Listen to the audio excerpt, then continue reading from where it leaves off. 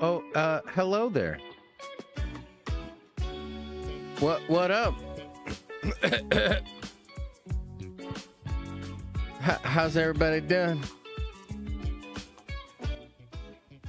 What is this Shaolin type music? Oh, I don't know. Don't ban us for roasting you a little. Oh, you're fucking banned. Somebody ban that motherfucker. Get him out of here.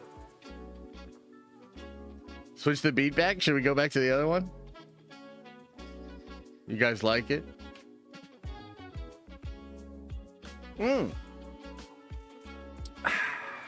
Are we talking FF spoilers or not? Oh, hell yeah. We're getting into all the spoilers, baby. So I don't know if you guys knew this, but it's this is the official rule.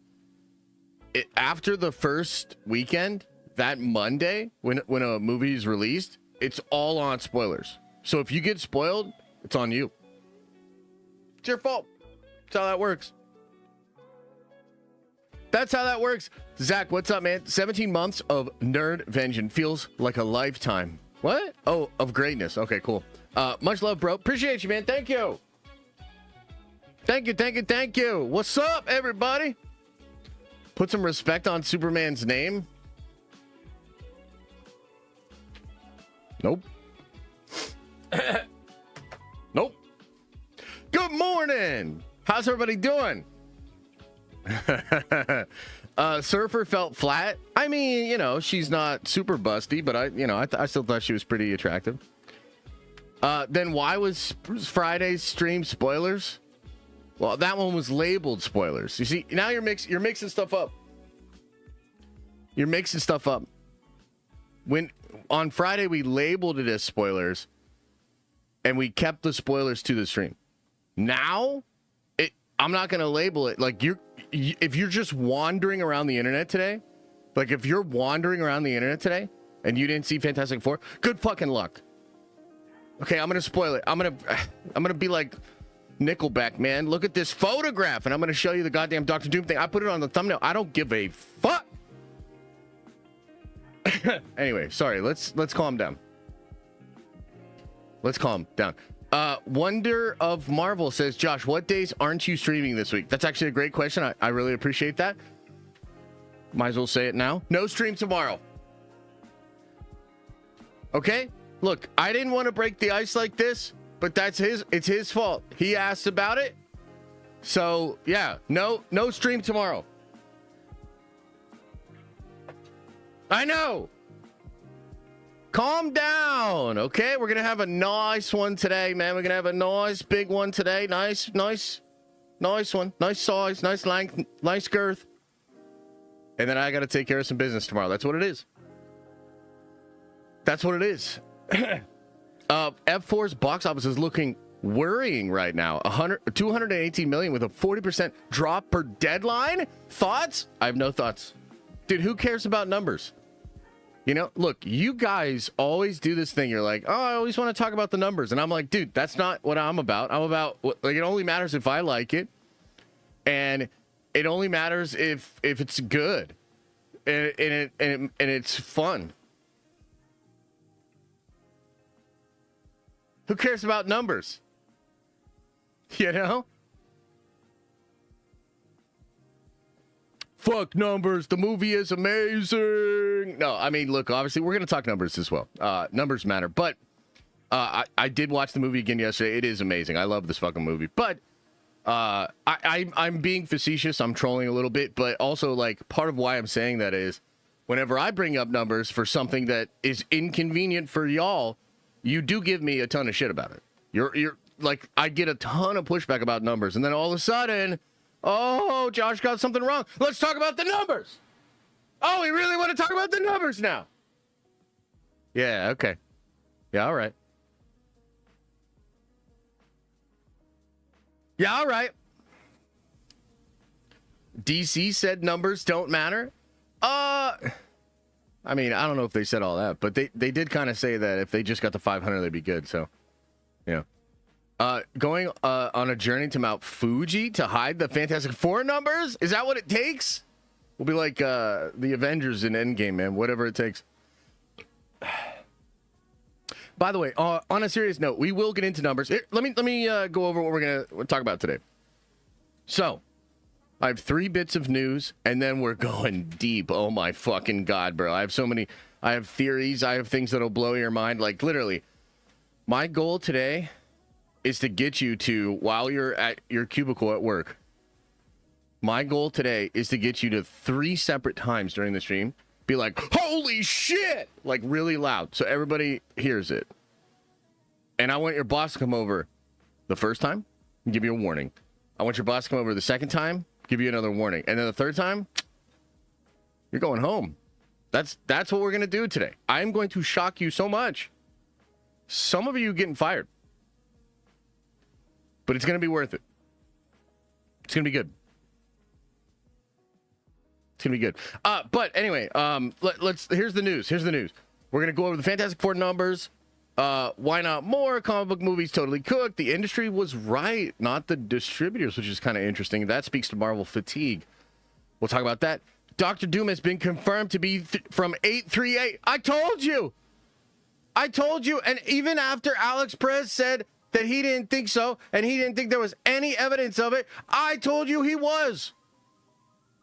You got to know when to follow your instinct. Yeah, 828. What did I say? Same thing. We'll talk about it. And then we got a bunch of crazy updates about the MCU. Blade apparently shooting next year. Doctor Doom passed Secret Wars.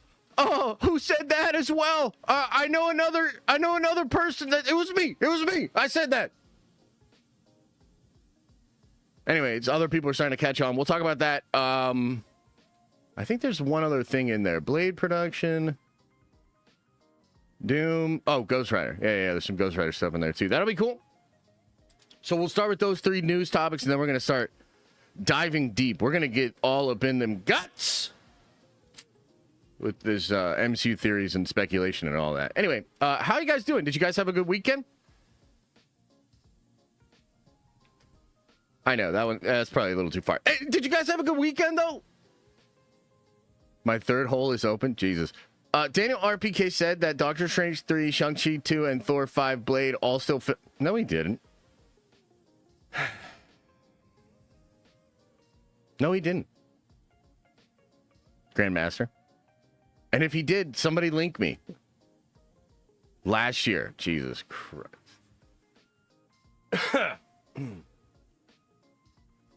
I won't lie.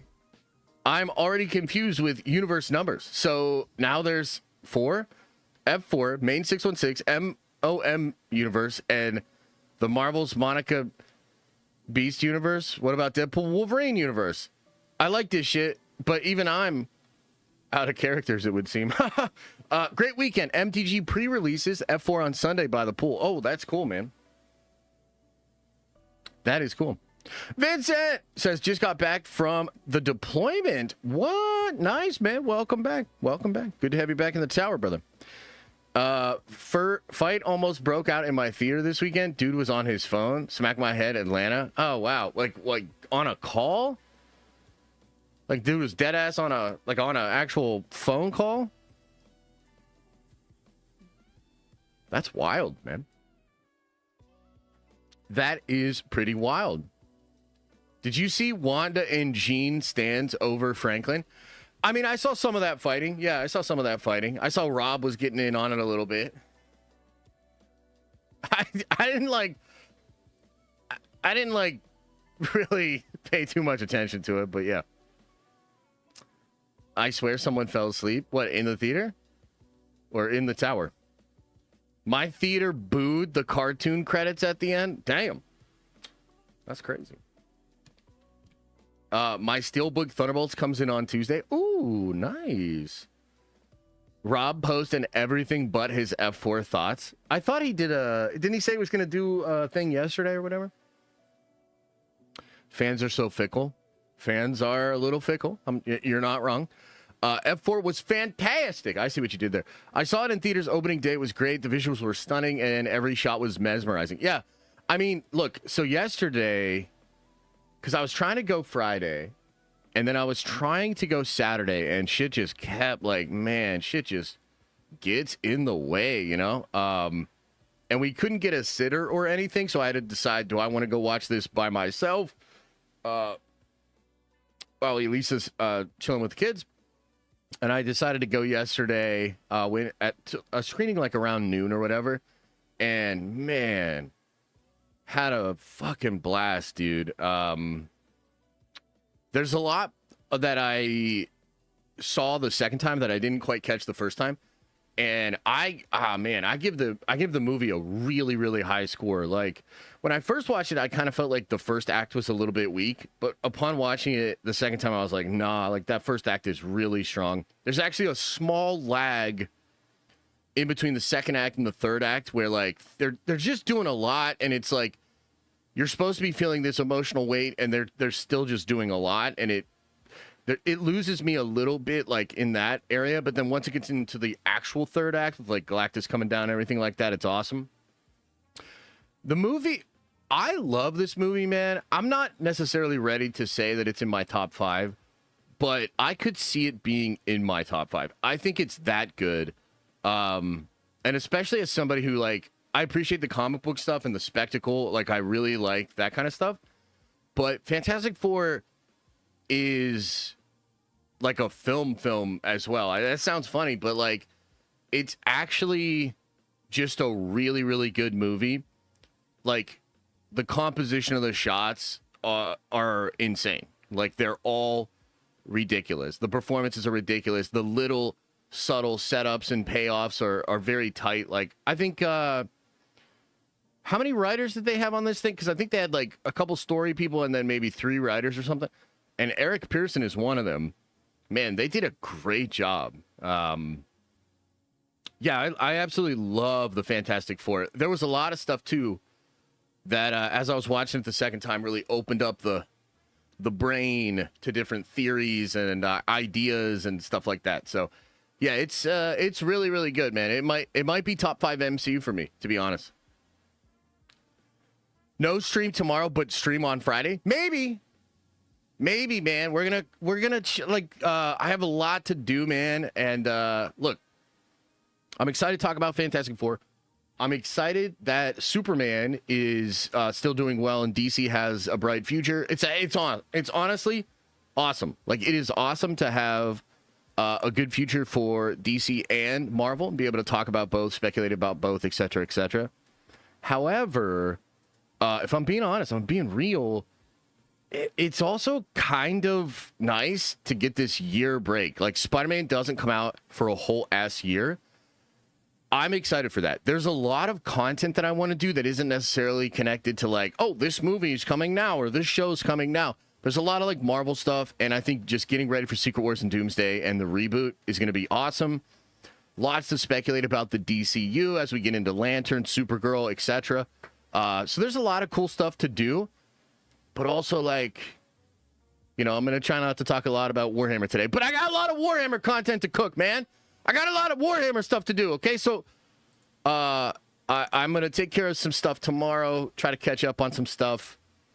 The next few weeks, I might miss a lot of streams, you know? But then hopefully after that, we can lock in and we don't have to miss as many anymore. Once I get this stuff kind of sorted out, we should be good to go. I have like a new camera, a whole bunch of stuff. Yeah. Also, what the hell is the like situation here? Like, I know it's Monday morning. We're just getting in, you know, we're probably waking up. But 200 likes? What the hell, guys? You know what I mean? Like, I'm not trying to be super rude, but if we don't get at least double that in the next 5 minutes, this stream's going to randomly get shut off. The power will go out.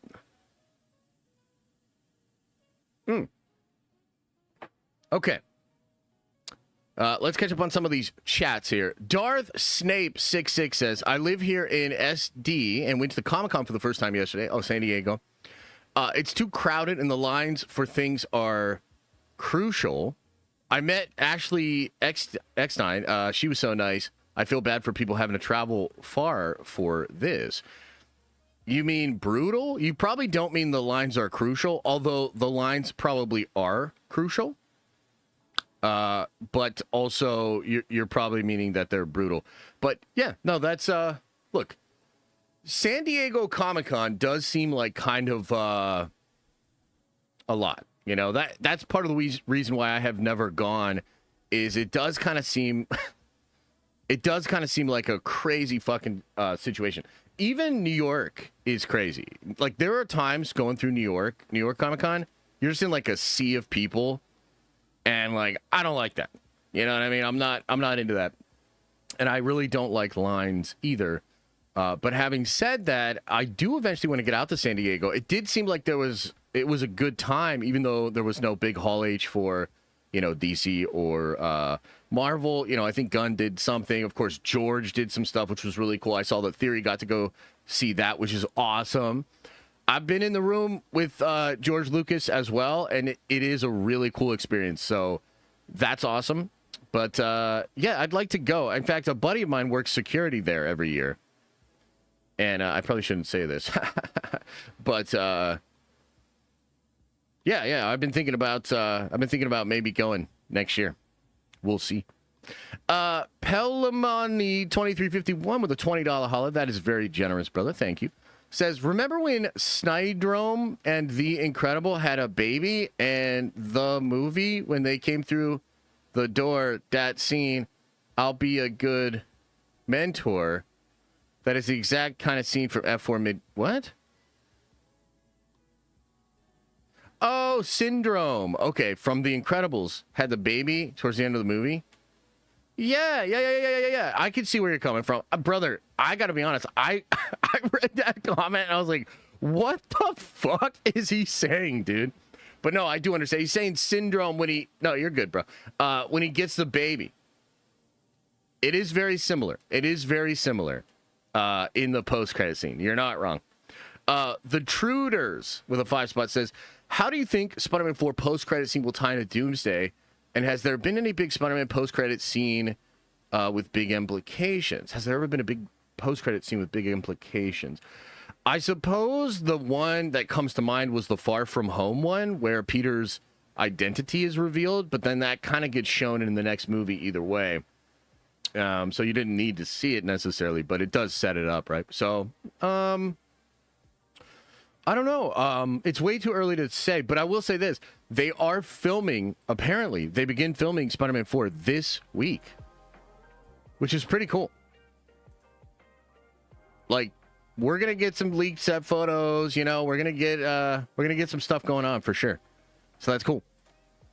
Let's see here. Sir Olivo says, as a huge Batman fan, I 1,000% agree that Nate Mann is the perfect casting choice. Can we watch one fan edit before you end the stream? Yeah, if you remind me later, we could do it. Didn't we watch one before? Look, I like this dude for Batman, you know, and I did show on stream. That's probably what you're referencing. But yeah, if you remind me later, yeah, we could do it. Let's see here. Kaylin says, I love the family dynamic. We've got the Ben Johnny backstory in the past. I'm glad they focus more on Reed and Sue's marriage. Oh yeah, dude, me too. You know, I've sort of noticed something about Fantastic Four versus Superman, which I guess we can kind of just get right into the numbers. We'll talk about numbers. There's a couple of news bits, and then I want to go deep on the theories here because I got some really cool theories. But you know, I have kind of noticed, and I wonder if you have noticed this as well, chat. You let me know. I think the Superman movie performed better with younger people. And I think the Fantastic Four movie is performing better with older fans. Like, not just like older fans, but also like a lot of parents and shit like that, right? So, you know, if you look at Superman, I really do think... The hell? Did you guys hear that? I really do think it's kind of like a silly film. Like, there's a lot of it that is, you know, you just got to kind of go with it. You know, it presents this silly comic booky kind of a vibe, and then you just go with it. Whereas I truly think Fantastic Four created something that was like like immersive and just different, like more serious. You know, it has humor, but it's really dialed back, especially compared to a lot of Marvel stuff. And I would say definitely compared to Superman as well. For me personally, I like Fantastic Four better, and I love both movies. But for me, like as number one as a father, but I think just as like an older person, Fantastic Four really speaks to me. However, it's worth bringing up because it may well be the case actually that could be one of the sort of downfalls of the Fantastic Four's mass appeal, right? So let's talk about the numbers here. So this is Luis, which by the way, does anybody have? We're supposed to get actuals sometime today. So if actuals are out, please let me know because it would be really cool to get the actual numbers. But for now, we have what has been reported on Sunday. As always, we did this with Superman. We do this all the time. Okay, so Luis Fernando says, the Fantastic Four First Steps crossed the 200 million mark at the global box office on top of industry projections overseas as Fantastic Four scored a 100 million 5-day international opening over 53 markets versus Thunderbolts 86.2, Eternals 90, Cap 4's 92, Superman's 95, and Quantumania's 121. Oh my God, that's kind of wild. So I want to linger on that for just a second because it's kind of wild. So it does better than Superman internationally, but it's kind of wild because like even Captain America, which is a movie, it opened at 92. That's crazy. So it just shows you like how front loaded a lot of these movies are and how they can really fall apart because Quantumania like barely gets over 500. It starts like 20 over, 25 over Superman, 20 over Fantastic Four. Pretty wild. Anyway, allied to a 118 3-day weekend in the U.S., Pedro Pascal and Vanessa Kirby with a 200 million production price tag, not including marketing, hits a 218 global box office versus Eternals, 162, Thunderbolts, 160, Captain America's 180, and Superman's 220. Quantumania's 225. Okay, so this is there's a lot here. There's a lot here actually. So I do want to kind of break this down. I know some of you guys are like, oh, the numbers. Like, let's just get into the theories, but I do think this matters. Let's get into the numbers. So, couple of things that are important here. On Friday, it seemed like Fantastic Four was going to do a lot better than this. Thursday's previews, without a Tuesday $3 million boost via the Amazon thing, Thursday previews for Fantastic Four were better than Superman. Okay? So that's kind of wild. When that happened on Thursday, you're like, whoa, okay, so this thing's performing better than Superman. That's pretty wild. It has pretty much the same scores as Superman, right? And it's like, oh, damn, like this thing's going to take off. And then it has a really good Friday, but then it has like a sort of softer Saturday. And I think even though the actuals aren't out yet, I predict you'll see a soft Sunday as well. Okay, so that's kind of interesting. You are seeing this thing be very soft in certain international markets. Certain markets it's doing well in. Like, interestingly, it's doing really well in Mexico versus Superman. It's doing even worse, I think, than Superman in China. Like, dude, it's a wild, crazy world out there for the global box office these days. But the bottom line is this. Fantastic Four, I think, is operating at a good level. Like, this is a good opening, but I still think this is a bit disappointing. And I think just like Superman, like, it's hard because this movie is literally, I think I left one of the dogs outside, man. This sucks. Be right back. Hang on. Did I leave you outside? I'm sorry. I left Leia outside. That was her. It wasn't some random person outside sneezing. Okay, anyway. So, this is interesting. It's operating pretty much at the same place that Superman is. Depending on how actual shakeout, it'll be 3 million, 5 million, or less away from Superman's global box office. Now, on the one hand, this is about what I thought was going to happen. I said often that it would operate basically at the same level as Superman. However, I thought it would have better legs than Superman, especially in weeks like 3, 4, 5, and potentially 6. By the way, Superman is supposed to hit digital on what, the 26th of August or something like that, which is kind of wild. So it's right around the corner. I think Superman, even though it just crossed $500 million, I think Superman's still going to struggle. It will get to 6, but maybe be stuck in between 6 and 7, right? It looks like Fantastic Four is probably going to do the same. Here's one thing, though, that could end up hurting Fantastic Four. And yes, this would be absolutely terrible for me and my bet. I think there's a lot of Marvel fatigue, man. Like, I think there's a lot of Marvel fatigue. And unlike Superman, which kind of like feels fresh and a lot of people are very excited about it, I think Marvel is still living in the bed that they made. And I can't really think of... I just don't know how that's going to help them. Like, that's not good. That's not good. Okay. Now here's why I'm saying this. When we were leading up to this film, just like with Superman, we discussed the numbers quite a bit. Okay. And there were a lot of ranges. Will you remember that we talked about a couple of different articles that said there was a split between the way distributors were thinking of this film and Hollywood, meaning like the producers, the people that actually work in the industry, not distribution.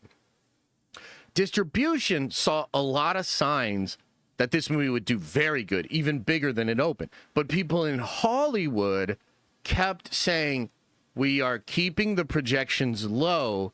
And the reason they all gave was because of the performance of the other MCU movies this year. So I think, looking at the numbers that we have right now, it would appear that the Hollywood people were right. To me, that just indicates Marvel fatigue specifically. Okay? So I think there's kind of from here, there's like 3 main options, right? There's the Goldilocks, the thing that I think most Marvel fans want, and that would be that this movie legs out really strongly, has a really good hold into week 2, and continues to push forward, and maybe even gets towards 700, maybe towards 800, right? That's like the dream scenario. The middle scenario is it basically operates exactly like Superman, and will probably end up somewhere in between 6 and 7, which is also going to be fucking crazy because I have to sweat this bet for the next 6 weeks as these stupid movies that are neck and neck continue to operate like this, right? And then there's the third option, which is like the worst case scenario for this film. That's that it has a pretty big drop off here. It's incredibly front loaded, and excellent word of mouth and excellent critic scores are just not enough to overcome the Marvel fatigue that is actually out there. That's my take, guys. I'm not really surprised. Like, I'm a little surprised just because the Thursday numbers were so strong. So as opposed to Superman, which like actually didn't have that great of Thursday numbers, gets boosted by the Tuesday numbers. Hey, maybe that's why the Thursday numbers weren't as good, because people like myself had went Tuesday. So why are we going to go Thursday again? Either way you slice it, it looked like Thursday versus Thursday, Fantastic Four was going to outperform Superman. And then it just doesn't get there. I started this segment talking about the difference between the audience that I think is resonating with both of these movies. I think Superman has a lot of really young, I think it's a youthful movie. I mean, I think it's silly. I think it has memes. I think it has like social media support from, chronically online fans and all that sort of stuff. Like, I think the youthful folks like this, and you look at fucking Lilo and Stitch, you look at Minecraft, like you look at these movies, I think that matters. I think the youthful, like, I hate to say it because I'm old and I don't care about you kids. Get off my lawn. You know what I mean? But the reality is that is clearly affecting the box office for a lot of other films. I think it's probably going to affect the box office here. I've seen some people sort of weigh in on this, speculated about it, but Superman seems to be operating better for the younger folks, and I think Fantastic Four is operating better for the older folks. And while I love that because I am an older folk, I guess I'm curious to see if we're going to see that play out in the box office over time. In the next 4 to 5, 6 weeks, we will have the answer to that. But that's just basically my first thoughts, the numbers. Am I disappointed? Yeah. Am I sweating this bet? Yeah, I didn't want to either. Fuck. But am I like thinking it's over for Marvel? No. But I do think it might be over for the international box office when it comes to comic book movies. Dude, I was on Reddit last night, which I know is a dangerous thing. But like, guys, there's some fascinating stuff out there about box office and the global box office. I had like, it's kind of wild to look at like how these other MCU movies have done in the international market. Oh man, I wish I could find this thing here, but you'd be shocked to look at some of these other movies and see what they did domestically versus internationally. Like, international just used to be a huge boon to basically all of these films. And yeah, that's not really happening anymore, which is kind of scary, I guess, for the industry. But that might just be what it is here. Yeah, I don't know. I have an article pulled up here. You know what? Let's tear through this real quick here. I know we want to get into the theories and whatnot, but I'm stuck yapping about this. So I want to, while we're on this subject, let's check this out here, okay? So we're over on the New York Times. The Fantastic Four First Steps breaks box office curse. The movie, the fifth ever to adapt the comic book characters for the big screen, was expected to collect a $218 million worldwide in its first weekend. Marvel Studios seeks to step towards regaining its reputation as Hollywood's most reliable hitmaker over the weekend. The Fantastic Four First Steps was expected to collect about 118 at theaters in the United States and Canada from Thursday to Sunday, according to ComScore, with companies' ticketing information. Based on advanced ticket sales surveys and that track movie-goer interest, Hollywood had expected the First Steps to arrive to about 115 in its domestic ticket sales. The movie, which cost at least $300 million to make and market worldwide, was on pace to generate an additional $100 million overseas for a global opening of roughly 220. It was Marvel's first original breakout it had had in 6 years. The film's not a sequel. The characters were adapted from Fantastic Four comics, first published in 1961. Marvel had previously tried strike gold with movies like Eternals, which fizzled, Thunderbolts, which was released on May and didn't do well, blah, blah, blah. Marvel's sequels have been hit and miss, contributing to fears of superhero fatigue in Hollywood. In some ways, Marvel's runway success in the 2010s made it arrogant. The studio storytelling became tortuously complicated, weaving together plots of numerous TV shows, movies, prompting some casual moviegoers to decide that Marvel cared only about comic nerds. Disney, which owns Marvel, pushed hard on the First Steps marketing message in the first weeks leading up to the release. You do not need a PhD in Marvelology to understand this one. It's a no homework required movie, Kevin Feige, Marvel president and chief creative officer, said at a public event. It literally is not connected to anything we've made before. The Fantastic Four, Invisible Woman, Human Torch, Mr. Fantastic, and the Thing have proved difficult to adapt in movies, making the response to First Steps all the more notable. Blah, blah, blah. The movie's a step up in concept. David Goyer said, okay, yeah. So this is the stuff I want to get into. The movie is a step up in concept, storytelling, and appeal, said David A. Gross, film consultant who published a newsletter on box office numbers. We haven't had this kind of performance from the genre in a long time. First Steps arrived 2 weeks after Superman, which was a hit for DC Studios and Warner Brothers. Mr. Gross noted that studios are releasing only 4 superhero movies in 2025. They have all come already, down from 8 in 2023. This is the new normal, he said, explaining the pullback as Hollywood realizing that supply has exceeded demand. As of now, the next superhero movie is 11 months away. So we have 11 months till Supergirl and about a year till Spider-Man 4. Okay, so that's kind of interesting there. A lot of industry people are just trying to look at how the market has changed and figure out like what the new normal is. So I don't know, man. I mean, that's what I have to say about the box office numbers.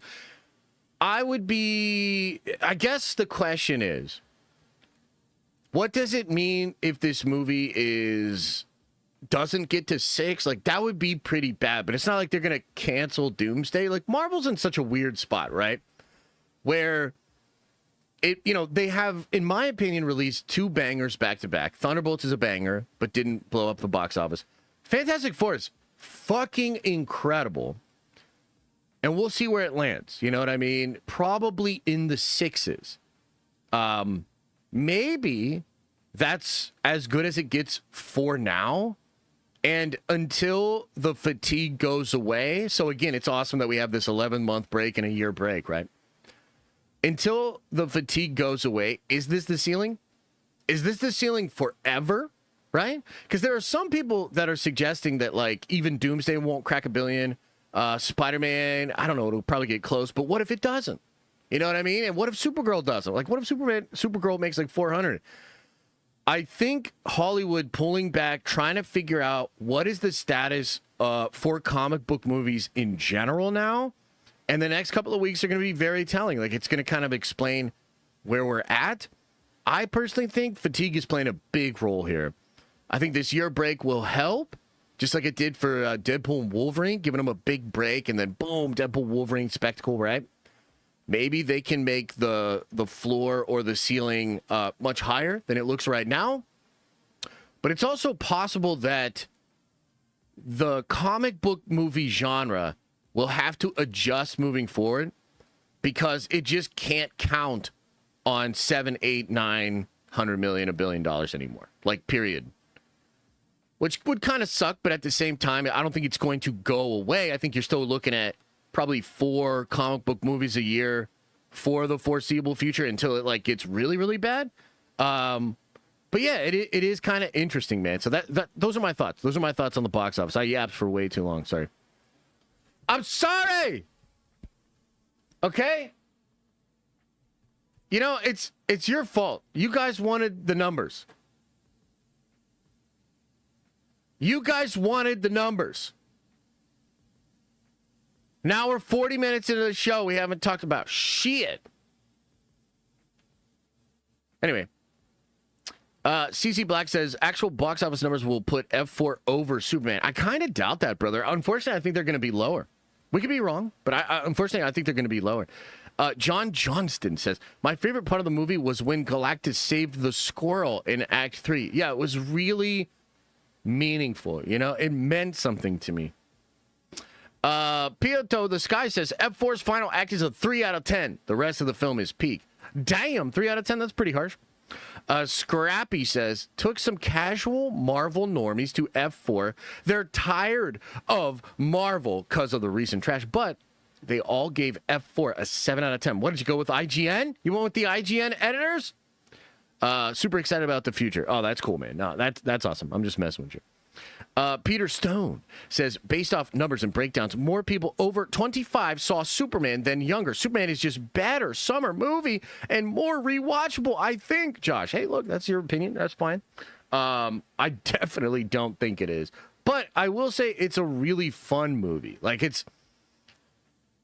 I can understand why people would say they enjoy the Superman movie more. I can get that, right? Like, that makes sense to me. But I obviously don't feel that way. And I do think it has to do with the youthful stuff, man. I do. I 100% do.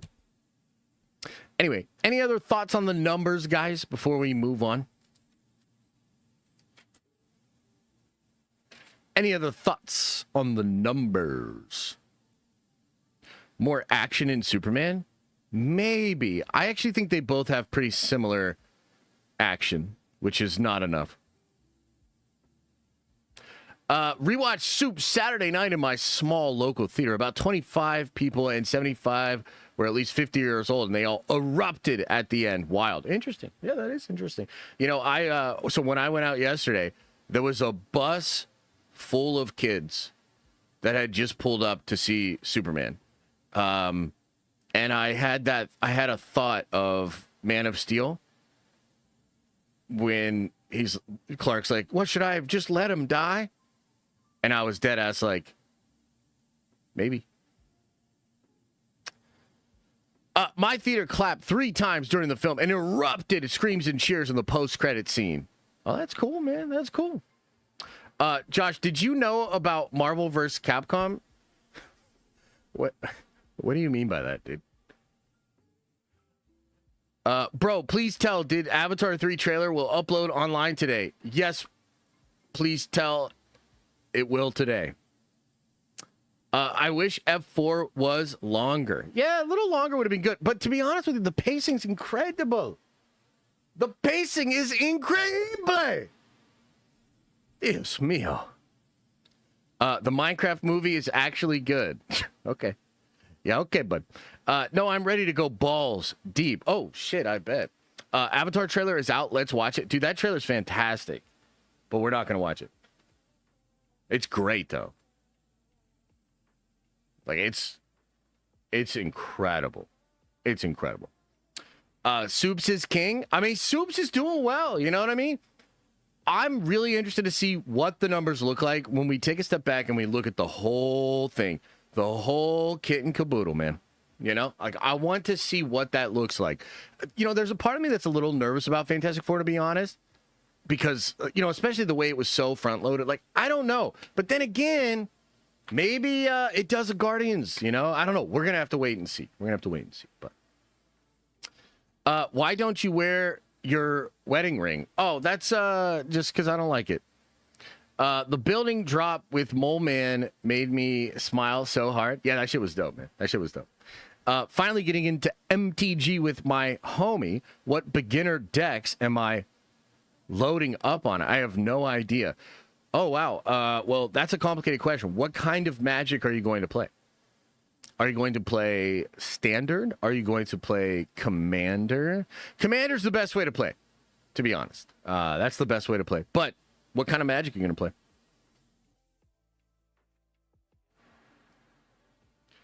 Why did Gunn turn Superman parents into Zod? What the fuck? Oh, I don't know. I mean, I think he wanted to lay some serious drama on Clark.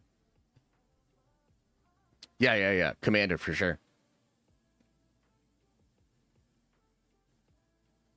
You think that now the post-credit scene is confirmed to get motivation normies who leaks to watch out for? Maybe. Yeah, maybe.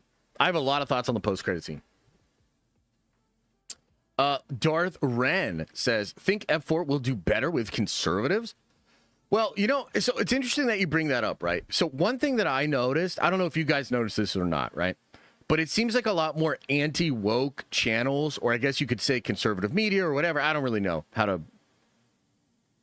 to call these folks, right? But it does seem like they like Fantastic Four way more. And it seems like they've been more vocal about how it's good on their platforms. Okay? But what if that doesn't matter? Like, what if that, like, doesn't matter at all? If Superman crushes, right? Because a lot of those same people really didn't like Superman. You know? And it seemed like for a long time that a lot of people thought that crowd had a lot of influence. I don't know if they still do. Like, I guess, I'm interested. I'm interested to see if that has any effect on it whatsoever, right? Because it hasn't so far. Most casuals I know just thought it was cool. I mean, it is cool. It's really cool. F4 vibes with old crusties. We got families and kids now. It just makes sense. Yeah, of course. That's my point. Yeah. That's the point I'm trying to make here. What do you think the trajectory for the F4 numbers are? So normally, guys, like, you can't really make any trajectory until weekend 2. So, like, for instance, even if you ask Louise, he would tell you, I'm not doing that until we get numbers for week 2. Because until you have numbers for week 2, which is like the second biggest chunk of money it's going to make, any projection you have is just pure speculation, you know? So we won't be able to make a proper projection until next Monday. Next Sunday, next Monday, basically. Superman opened at 220 mil. You don't think F4 will make up the 2 million in the finals? Oh, no, I think it will. I don't want it to be this close, but I still think Fantastic Four will make more money than Superman in its complete and total theatrical run, partially because of the international audiences. However, it's so close that I can't really feel super comfortable about it. I was hoping that we would have really exceeded expectations.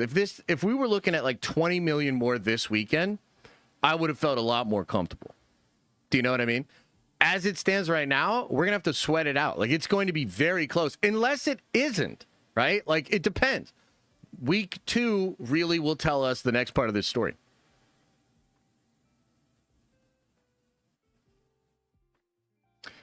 What if F4 being affected by the drama with Pedro? I don't know, man. That whole situation's weird to me. Do you guys think that Pedro is affecting it at all? Because, like, I've seen a lot of people have that take. I don't really know how to feel about it, right? Because on the one hand, I think it's silly. But on the other hand, like, he is super exposed. Like, he's super exposed. I don't know. Hard to say.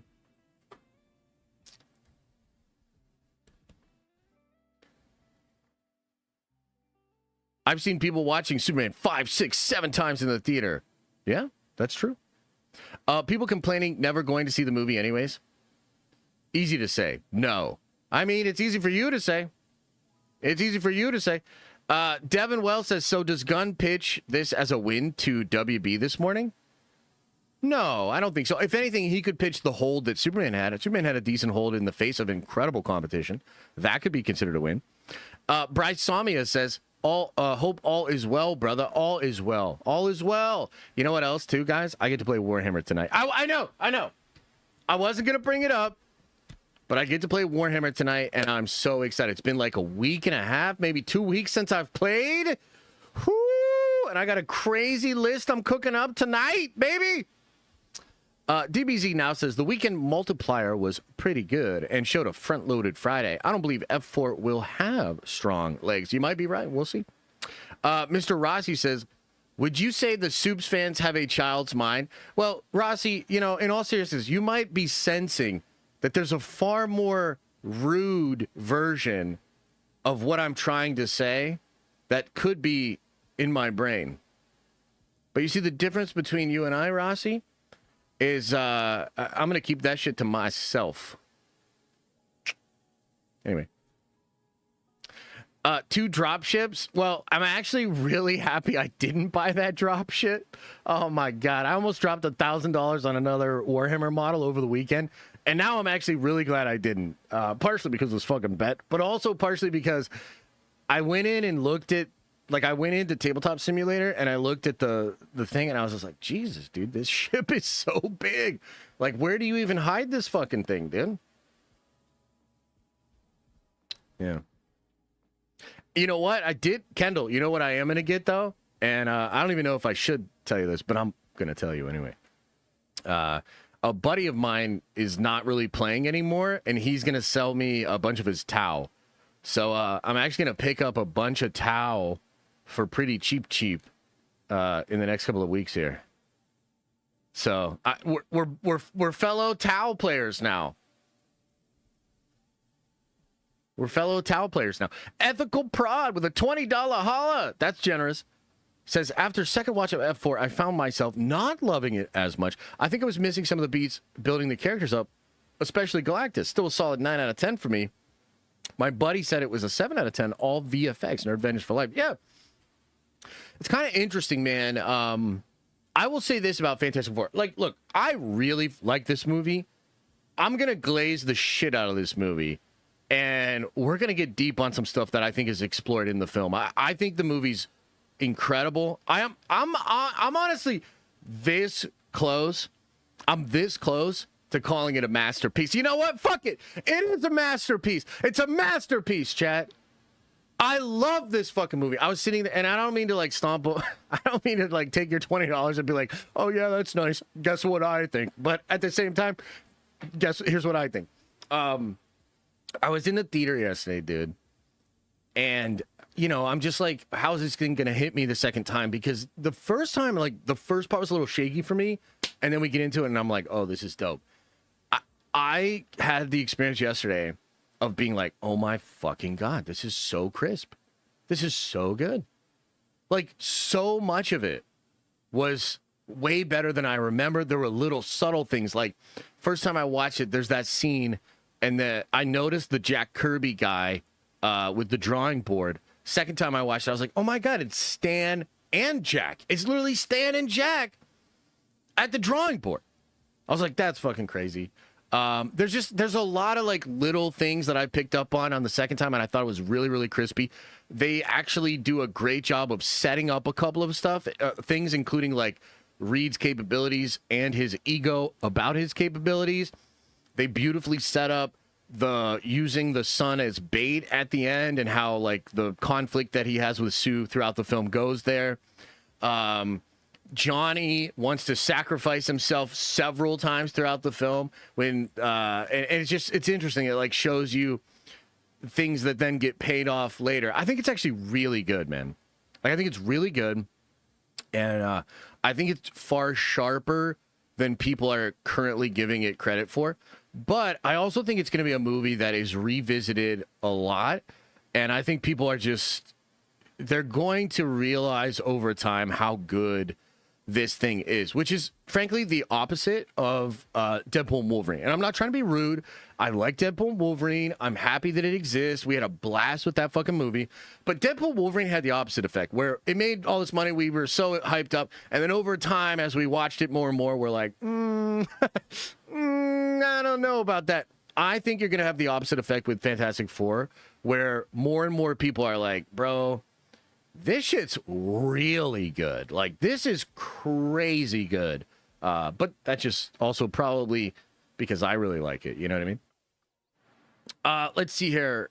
International casual. Hang on. Did I miss something here? Yeah, Rossi says, I like Superman and F4 for the record. Much love. Yeah, I appreciate you, brother. Shalabal said, it's Harold in time. And I felt that. That shit was nice, man. When she said that, oh, it was awesome. Dylan says, international casual for superhero movies are gone. 200 million budget might need to go down as it's super front loaded now. Yeah, you're not wrong, man. I think that's something Hollywood needs to figure out. Lucky for us fans, it'll be a couple of years before they figure that out, right? So we got a couple more years of them losing hundreds of millions of dollars and us getting satisfied with these big, ambitious films. Hell yeah. Superman checked off more boxes for a summer movie. Yeah, dude, it's totally possible that's the case. You know what I mean? Totally possible that's the case. Sparky Clark says, made Reed a moron who wants to teleport Earth. Comic Reed always refused to teleport Earth because of gravity and orbital dynamics. Millions would die. Yeah, dude, Sparky Clark, you are probably super fun at parties, man. You know what I mean? Like, the best. Braden says, my normie fiance and my nerdy self both thought Thunderbolts was much better film, and I found it more interesting. Thunderbolts is really good. I can't get mad at anybody for thinking Thunderbolts is better than Fantastic Four. Now, if they think Superman is better, we got a fucking problem. Okay? But if they think Thunderbolts is better, no big deal. No big deal. Hey, let's talk about some other shit. I can't believe we've been here almost an hour, and all we've talked about is the box office. We haven't even started to dive deeply. What the shit? CC Black says, Marvel next 4 films will make $1 billion. You mean combined? God, I hope so. Okay, let's talk about a couple other things. Superman is better, says Break. Get him out of here. Get him out of here. Okay. Let's talk about some things, man. So, a question for you, chat. Are y'all ready to admit that your boy, me, has kind of been right about Doctor Doom, while a lot of other folks have been misled? And I'm talking about a couple of things in specificity here. There's one for your Scrabble games. This is coming from Alex Perez. Victor Von Doom belongs to 8 to 8. Wow. Pretty crazy. Pretty wild. Pretty crazy. Pretty wild here. Okay, now this is important for a couple of different reasons. Number one, a lot of folks did not think this would happen. Now, it's hard to explain why, but essentially a lot of the rumors about Doctor Doom have to do with the multiverse. They have to do with the multiverse. They have to do with He Who Remains, incursions, that sort of stuff. Okay?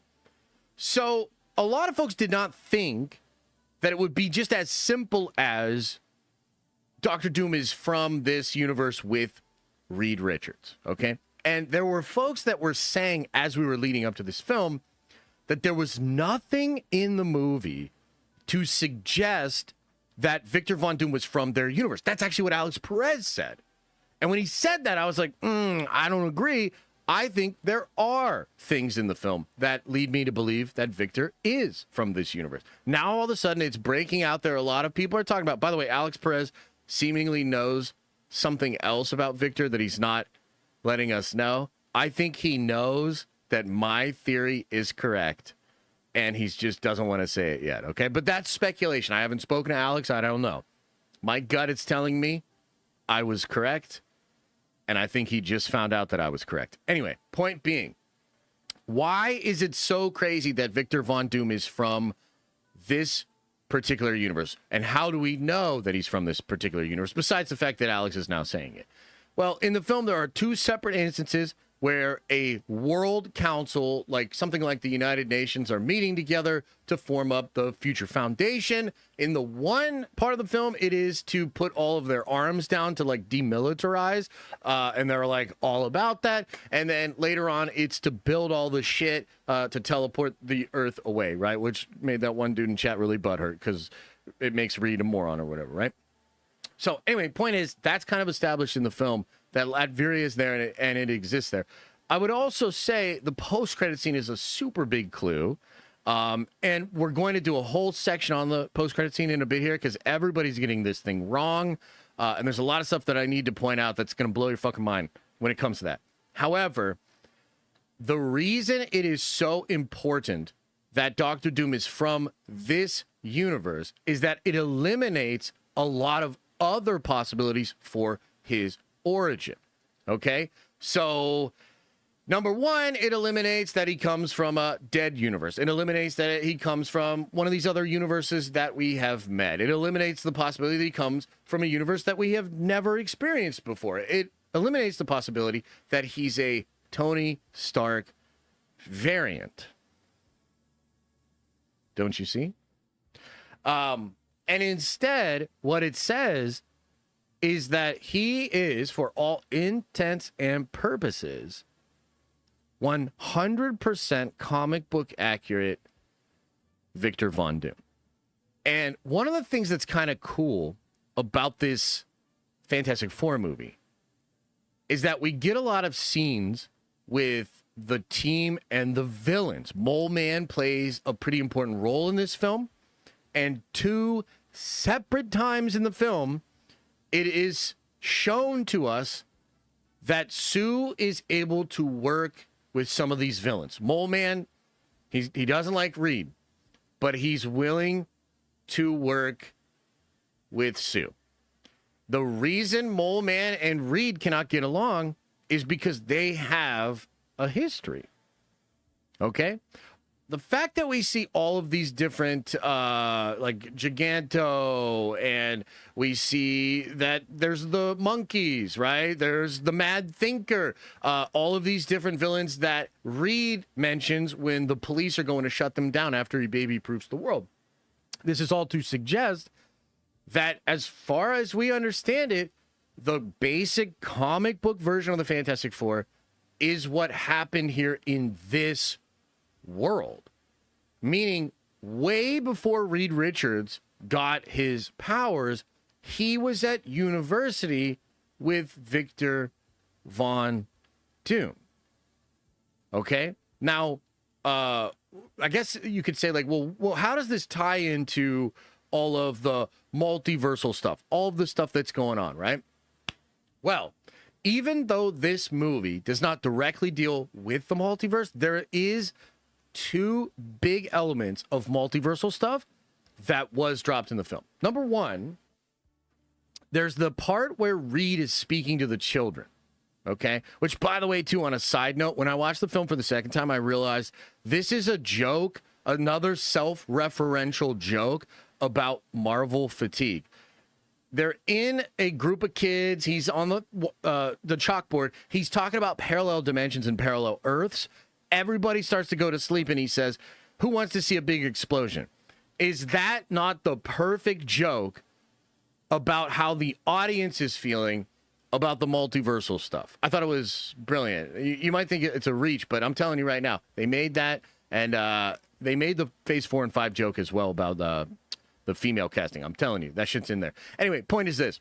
That suggests that Reed has begun to understand the multiverse. He is understanding the multiverse. He is trying to figure out the multiverse. However, there's another thing that happens in the movie where Reed, not only does Galactus say, "I was once like you, a man from another world, when my universe was destroyed and I was born into this," but then when they're back home talking about the samples that Herbie had collected from Galactus' ship, Reed says he's billions of years old from a different reality, a different dimension. It would take 10 years to truly understand his nature. So Reed begins the movie thinking about the multiverse. He ends the movie defeating a being from a different reality. Oh, and by the way, Galactus' ship is just hanging out in front of Earth for Reed to study for that 10 years that he talks about. Okay? So I think this also suggests that Doom and Reed, because when we get into the post-credit scene thing, I'm going to make the argument that Doom is showing up to have a conversation. He's showing up to collaborate. He is not showing up to steal Franklin.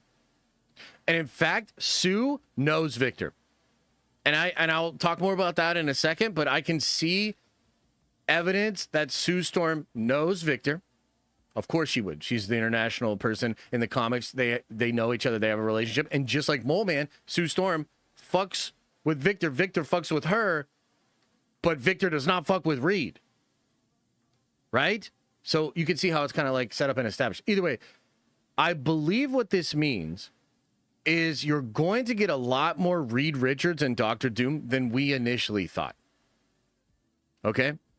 And even Feige has recently spoken to, like, there was some comments he made about how you're going to have these other Marvel characters go into the Baxter building. Do you guys remember that? He just said this, like, last week. So the whole point is they're filming stuff within the Fantastic Four universe for Avengers Doomsday. Now, that probably seems obvious, although when we saw the post-credit scene for Thunderbolts, a lot of people were still under the impression that the Fantastic Four universe was going to be destroyed, and they were coming in to 616 because they had to. I don't think so, okay? And obviously the universe, as it stands right now, has not been destroyed. With Kevin saying that you're going to have characters from 616 in the Fantastic Four universe, and the fact that we know they built sets for Doomsday that are in the Fantastic Four universe, we saw these in set leaks, I believe you're going to get a lot more Reed and Doom in Doomsday than we first thought. And I also think this Secret Wars might end up being way more about Reed and Doom than even I first thought. Because I was like, oh, but they have all this other shit. They have all this shit to juggle. They're going to be juggling all this sort of stuff. I think, given the post-credit scene, given the fact that it's now confirmed that Victor Von Doom belongs to 828, I think this is suggesting that we're getting really traditional Victor Von Doom. And do you know what that means, chat? If that's true? Like, do you know what that means? And partially here, we're about to get into some other updates. One of those updates is that discussion is happening right now at Marvel Studios about keeping RDJ as Doctor Doom past Secret Wars. I told you that was going to happen as well, by the way. The reason I think it's going to happen is connected to the same reason that I think. Do you see where this is going? Do you see where this is going, chat? I think my theory is correct. I think Victor, like, why wasn't he there during the Fantastic Four movie? Because he was already out exploring the multiverse. What did he find when he explored the multiverse? He found a timeline known as the Sacred Timeline, protected by an organization called the TVA. And within this Sacred Timeline, he found a variant of himself. But that variant was called Tony Stark. That variant was called Iron Man. Hello? I mean, we're going to find out, right? But I'm just saying, it's kind of wild how everything that we keep hearing lines up with my theory. Like, chat, think about that. Have we had any piece of evidence that even slightly disproves my theory? Anybody? Like, can you think of one single leak, rumor, anything?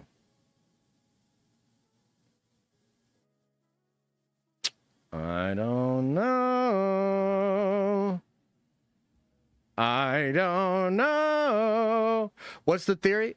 Well, it's crazy. It's kind of simple to explain, but you'd have to understand like all the details. I suggest you go watch the videos I've made on it. I made a ton of videos on them. They all have like massive views. But essentially, the theory is that He Who Remains removed Victor Von Doom from the Sacred Timeline. And the way he did that was to make sure that as a young child, Victor Von Doom was adopted by the Starks and raised to believe he was Tony. Basically, the kid gets lost in childbirth. They scramble, adopt a young born baby, born around the same time, from either Latveria or, one of those kind of countries. And the kid is just raised as Tony Stark. Which, by the way, this is actually something that happens in the comics a little bit. There was a retcon that happened that does show that Tony was adopted. And yeah, there's It's pretty wild. It would be pretty wild. I believe what Alex said yesterday. He's like, I'm not going to give it away, but it's a choice, is what he said about what they're doing with Doom. So we'll see. I mean, maybe we'll get more info soon. But yeah, that's kind of interesting about Doom, huh? We haven't even started deep diving yet. What the fuck? Okay, listen. We have more news. Okay? And then after this, we're deep diving on. I have so many theories. I have so much to talk about with you all. Okay, we got some crazy updates here, guys. Marvel update. Blade production progress. Ghost Rider casting. And Robert Downey Jr.'s Doctor Doom future post Secret Wars. What? Okay, so this all comes from Daniel RPK. Couple of interesting things. First about Blade. Apparently this thing's going to film in 2026. I think Eric Pearson is working on the script. And yeah, Daniel reported on Patreon. It's not canceled. And they're going to film it next year. I guess we'll see. If it does start filming, we'll know about it. Yeah. Next, a little bit more exciting. Disney has not officially announced a release date. Oh, no, we're talking about Blade. Apparently, Marvel Studios has cast an actor to play Johnny Blaze / Ghost Rider in the MCU, but the actor's identity has not yet been revealed. Our source has confirmed that a special presentation featuring a character from the mystical dark side of the Marvel Universe is currently in production. It is set to begin released during this saga, and it will reportedly introduce key characters for Doctor Strange 3. Mephisto, Voodoo, and Ghost Rider are all rumored to be in the film. Wow, that's really interesting. So they're going to do some kind of supernatural thing here to continue to set up that side. and get us a little bit closer towards Midnight Suns. That's interesting. Ghost Rider. Who do you guys think it is? I'm going to say it's either Gosling or Norman Reedus. I think it's probably the Goss, to be honest. But we'll see. And then lastly, Robert Downey Jr. return as Dr. Doom in the MCU Next Saga. Marvel is in discussions about whether Downey Jr. will continue to play the role of Dr. Doom after Secret Wars. Currently, the MCU's plan for the next saga post-Secret Wars is cosmic, mutant, and supernatural. Side stories will serve as a foundation while introducing new characters and key elements in other productions, while other major events will revolve around these central times. But they are considering whether Downey's Doom will remain. Now, I want to linger on that for a second because it's absolutely crazy that we're hearing they might do more Doctor Doom after Secret Wars. I did tell you that. I had heard that from some folks, okay? But on top of that, the fact that Feige recently said he's open to recasting Iron Man and Steve Rogers.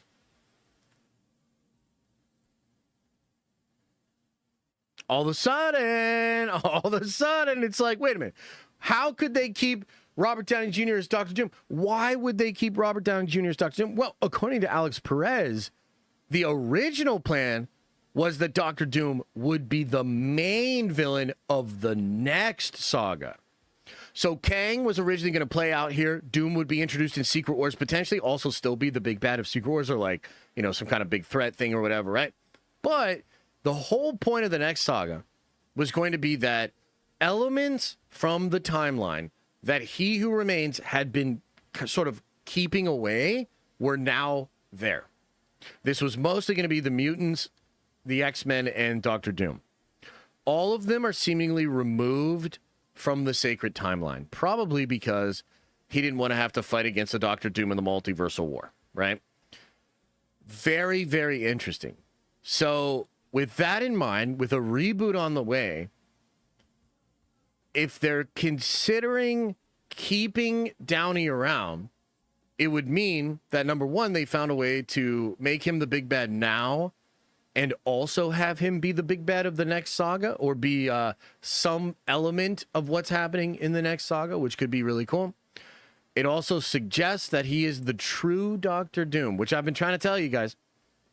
And, you know, they've said it many different times, many different ways, but he is the definitive Doctor Doom, meaning they probably don't want to recast him, especially if you do two big Avengers movies, which I don't know, how much do you think these Avengers movies are going to cost them? Like $300 million each at least, or something like that, right? So when you consider that, and you're like, damn, dude, they just spent all this money, all this energy, all this time setting up Doctor Doom. Yeah, maybe they don't want to just get rid of him. Maybe it would be useful to have him in the next 5 to 10 years. Yeah. So once again, kind of crazy. Does line up with stuff that I've heard. What would you guys think if they recast Iron Man, but they keep Downey as Doctor Doom? Like what? Like real talk. What would you guys think of that? And also, how the fuck are you going to explain that without my theory being correct? I mean, how are you going to explain that?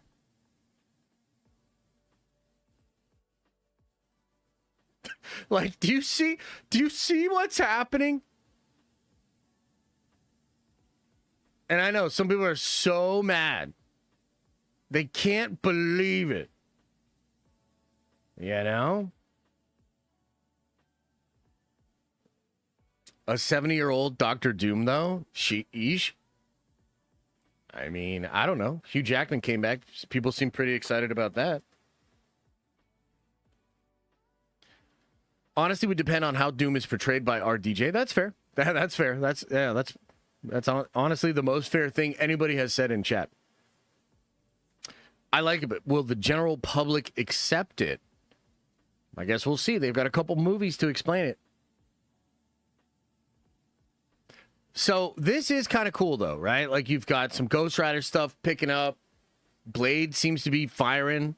They're finally going to make that movie. That's wild. Also, the fact that Pearson was a writer on Fantastic Four gives me a lot of hope for that script. They're probably going to do something really cool with Blade. And we now get a feeling that it's going to be connected to the supernatural side, etc., etc. Mephisto. And maybe that's where they want to use Doom, is on the mystical side of this shit, you know? He could be an ally to the Midnight Suns. I mean, that would be insane. The Midnight Suns would kind of pop off for sure. You know, Doom is a character in the comics that adds an oomph to any book that he's in. And he's often made to be the big villain of events, right? I mean, how many events have starred Doctor Doom as the big bad guy? Like, it's a thing. So it would make sense, especially if these two movies are successful, for them to have Doctor Doom still be a part of all of this stuff. And there's also, you know, it's really interesting because after Secret Wars, after Hickman's Secret Wars in the comics, Doom is one of the only people that remembers Secret Wars. Like, basically nobody remembers Secret Wars, but Doctor Doom does. And in fact, he actually tries to become heroic after Secret Wars. And in fact, he takes Tony Stark's armor and becomes Iron Man. Crazy. Didn't the Russos say that Doom will be related to Tony's death? How would that work if he's from the 60s? So I think the way I think it would work with the death is that I think the death, like, I think Tony was maybe the anchor being, or perhaps the death of the prime variant of Victor made him realize something. Remember that in Multiverse of Madness, Stephen Strange starts having nightmares. And the reason he's having nightmares is because every nightmare is actually a death of one of your variants outside of the multiverse. So if they are variants of each other, and when that would mean that when Tony dies, Victor probably has a dream about it. Now, how do you explain the timing thing? Well, I know the Fantastic Four is a 60s themed world. I don't know that it's actually in the 60s. And even if it is in the 60s, there's nothing that says universal travel can't go from, like, different parts of time. And in fact, in the Loki show, don't we see that, like, all over the place? Like, in the Loki show, they go all over the timelines between universes, right? Also, think about it like this. We know that 616 is delayed compared to other universes. Okay, so in Multiverse of Madness, when they look at the X-rays of the two Stephen Stranges, you realize that the accident in 838 happens like 4 years earlier, I believe. This is to suggest that in universes where Reed Richards is active, things happen faster. Or that He Who Remains had things happen more slowly. Like, does that make sense? So there's a lot of ways you could make that make sense, but yeah. Yeah. Do we think that Doctor Doom knows about Thanos and the Infinity Stones and the events of Infinity War and Endgame? I think if he has studied the multiverse, yes. Yes. Mm-hmm. Yeah. People say it suggests Doom wargs into Tony's dead body.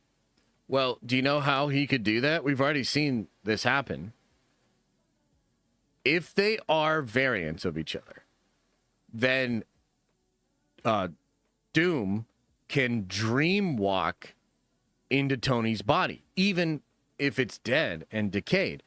Doctor Strange literally does that with his own body. Right? So, if they are variants and Doom wants to come into 616, he could dream walk into his body. Yeah. You know what else Doom could do? Doom could dream walk into Tony from different times. Like, there's an old rumor and I actually still believe this rumor, but maybe it's not true. You know, a lot of rumors have been kind of proven false lately, and it seems like Marvel's changing a lot. But there's an old rumor that suggests that Doctor Doom, RDJ's Doctor Doom, was somehow, some way, a presence in Iron Man 1. And that we will see this in the Doomsday movie. That RDJ's Doctor Doom was present during Iron Man 1. Interesting, right? Anyway, these MCU updates are pretty freaking crazy, guys, huh? Pretty freaking crazy. Are you ready to dive deep into some shit? Are you ready to dive deep into some shit? Should I go get a coffee? Should I go get another coffee before we get into the deep dive? What time is it? An hour and 20 minutes? My God. Why don't you start with a coffee? Yeah, that's a good idea. Yeah, that's a good idea. No, because you'll pee. I'm not allowed to pee? Well, maybe I'll go put a coffee on and then I'll go pee. Bro, you seem pretty hyped without it. I mean, I guess. You should put a Keurig into your workstation. Well, I have a Nespresso machine because I'm fancy like that. Actually, Chat bought it for me. I can't even front. They bought it for me years ago when I had my son. Not reading super chats. I've read a ton of super chats, man. I don't know what you're talking about. Was there a super chat that you had that you want me to go over? Sparky Clark?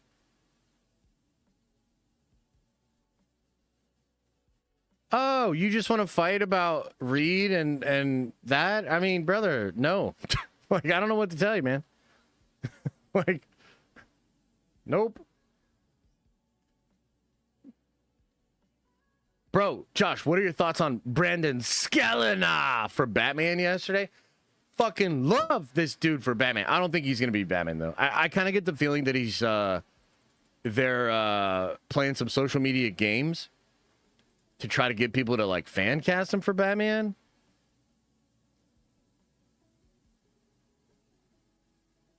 Wait a minute. Warner Bros. Discovery announces post-separation company names and leadership appointments? What is happening here?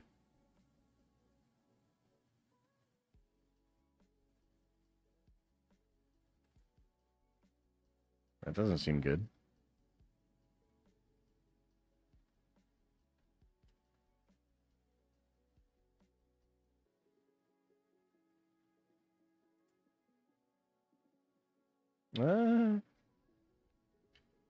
Hey, Rob, what up, though? What up, Rob? Rob, I can't right now, buddy.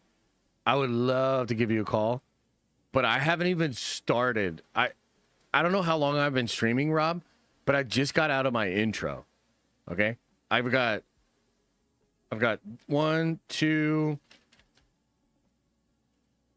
I guess I just basically have 2 big segments to do. And then I could call you.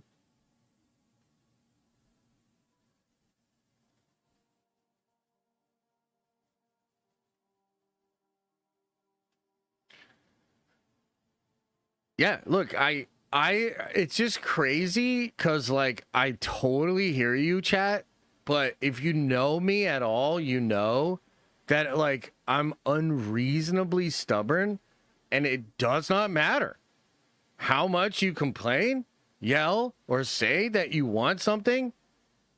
I'm gonna do me every time. And I know that you love that about me. You know what I mean? Like, I know that you love. Oh, shit. Okay, see, Rob can't even do it today. See, you all were giving me so much shit. I'm actually not streaming tomorrow, though, Rob. And you know what? Maybe I'll text you later. Maybe I'll figure something out if you want to talk about it. But either way, I'm gonna go put a coffee on, and I'm gonna go pee. Here's something that you guys can fight about, though. Okay, I'll leave you with something to fight about. Because that's all y'all do, man. I look at that Discord, I'm just like, Jesus fucking Christ. Okay, I want you to fight about this. Ready? Marvel boss blames Captain America Brave New World failure on replacing Chris Evans. No way. There's no way. Okay. Okay, so check this out. During a conversation with the MCU's future with members of the press, Marvel Studios president Kevin Feige via Deadline claimed Captain America Brave New World's disappointing box office performance was because it was the first one without Chris Evans. But Steve Rogers, actor, famously left the role behind Avengers Endgame, blah, blah, blah. Where's the exact quote? Where's the exact quote? Oh, they're not going to do it. Okay, so anyway, Kevin Feige says Brave New World failed because it was Anthony Mackie and not Chris Evans. Fight about it in the chat. Is he right? Is he wrong? Fight about it in the chat.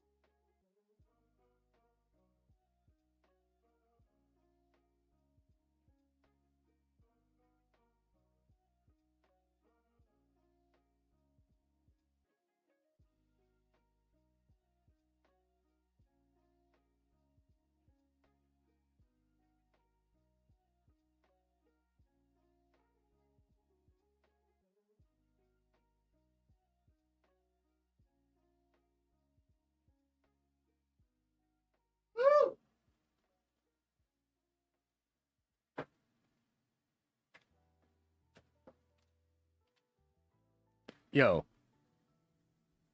check this out. I found this on sale yesterday. It was only $35. A McFarlane Venom, the Venom McFarlane John? Bruh. This thing's so fucking cool, man. Are you kidding me? $35? That's a steal.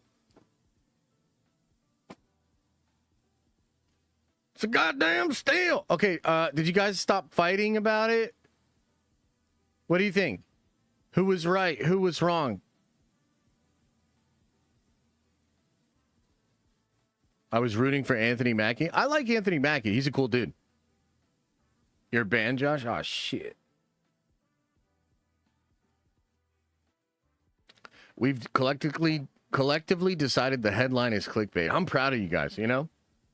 I'm proud of you guys. You know, I've been clickbaiting you for years. Whole goddamn world's nothing but clickbait. I was waiting for y'all to grow the fuck up. You know what I mean? Like, Jesus. Can I stop doing this slop content now? Can we get into some real shit?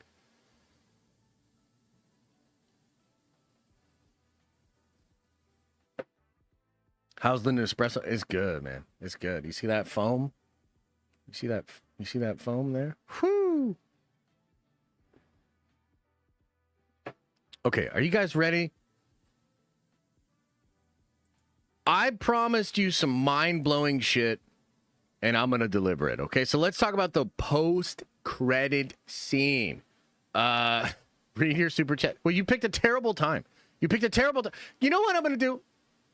I'm going to stop the recording that I just started, and I'm going to take a gander at your super chat.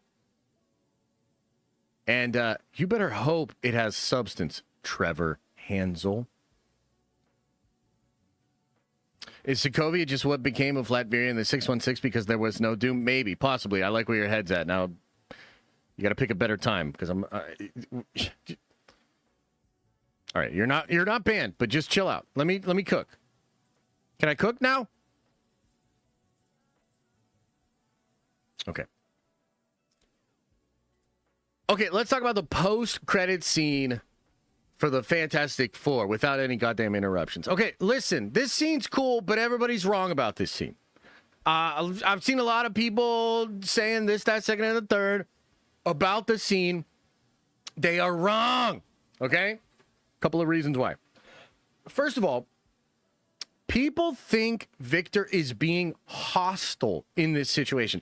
Do you agree or do you disagree, Chad? Do you think Victor is being hostile in the post-credit scene? Do you think he's about to take Franklin Richards or perhaps do something to Sue? Do you think he's hostile in this situation? Yeah, a lot of people say no, and I don't think so either. Now, when this scene was originally leaked out, when people were talking about it via, the screenings and whatnot, they had described it as he shows up and he takes Franklin. Oh my God, that's not at all what's going on. That is not at all what's going on. I mean, first of all, when you watch the scene again, you'll notice Victor is literally caressing Franklin's arm. Oh, and by the way, this one's kind of dope. That was Robert. Okay, so a lot of us thought, oh shit, you don't see his face, you don't hear his voice. They probably didn't want to pony up and give Downey another 50 M's, so that's probably why you don't hear him. That's probably why you don't see him. That's not what it was. That is Downey. Okay, director Matt Shackman confirmed it's Robert Downey Jr., which means that they wanted specifically and intentionally to not show his face. They wanted specifically and intentionally to not let you hear his voice, okay? But having said that, there's actually a lot that's in this scene. I think this is such a good scene because there's so much mystery, there's so much subtext, okay? Couple of different things, though, to get back to this thing where I don't think he's being hostile. Number one, he's caressing Franklin's arm. Franklin is not afraid. Franklin is standing in front of him, has a hand outreached towards Doom's face. Okay, Doom has removed his mask. He is knelt in front of the boy. Okay, so I think all of that body language stands to reason that he's actually not there to be hostile. Okay, but there's another thing. Number two, Sue does not attack him. This is something that became very obvious when I watched the movie again. There are 3 to 4 different moments where Sue, in the actual Fantastic Four movie, she does that thing with her hand, arms up a little bit of her powers, and hits somebody. She hits Johnny a couple of times. She hits the surfer. There are several moments in the film where we see Sue arm up her power and throw it at somebody. And she does it fast. If you watch this scene again, Sue rounds the corner and she activates her power. But she does not attack Victor. The scene lingers for several moments as Victor and Franklin have their moment. That's more than enough time for Sue to have hit Victor and used her power. And she would not hesitate to do that for probably any person, maybe other than Doctor Doom, okay? Another thing that you got to realize about this post-credit scene is that this is not Victor's final look. A lot of folks are like, wait a minute, that mask looks kind of silly. The cape doesn't look that great. Like, that's your Doctor Doom look? Like, that's the mask? Like, that doesn't look very chill. Well, we already know for sure that he's getting a different costume. And I would suggest it's probably because of the time jump. What time jump am I talking about? Don't worry, we're going to get there. But there was a set photo of Pedro Pascal, and he was showing a book that he was reading. Do you guys remember this? And the thing is, I don't remember what the book was, but it was, knowing Pedro, it was probably something controversial or whatever. But the point is, one of the things he showed when he showed the book was his thigh. And his thigh shows that he will have an upgraded version of the Fantastic Four costume, a little bit more modern, a little bit more MCU. It has like threading and whatnot that makes it just, it's not like the fuzzy little costumes from this moment in time here, okay? And I would suggest to you that Doom will also get a costume upgrade as well. And I think we've seen that already too. That's in the concept art. So the concept art leak shows a more modern looking version of Doctor Doom, okay? I believe that will be Doom by the time we get to Doomsday. However, Doomsday will likely have scenes of Reed and Doom together with their current look, the look that they currently have at the time of the post-credit scene, okay?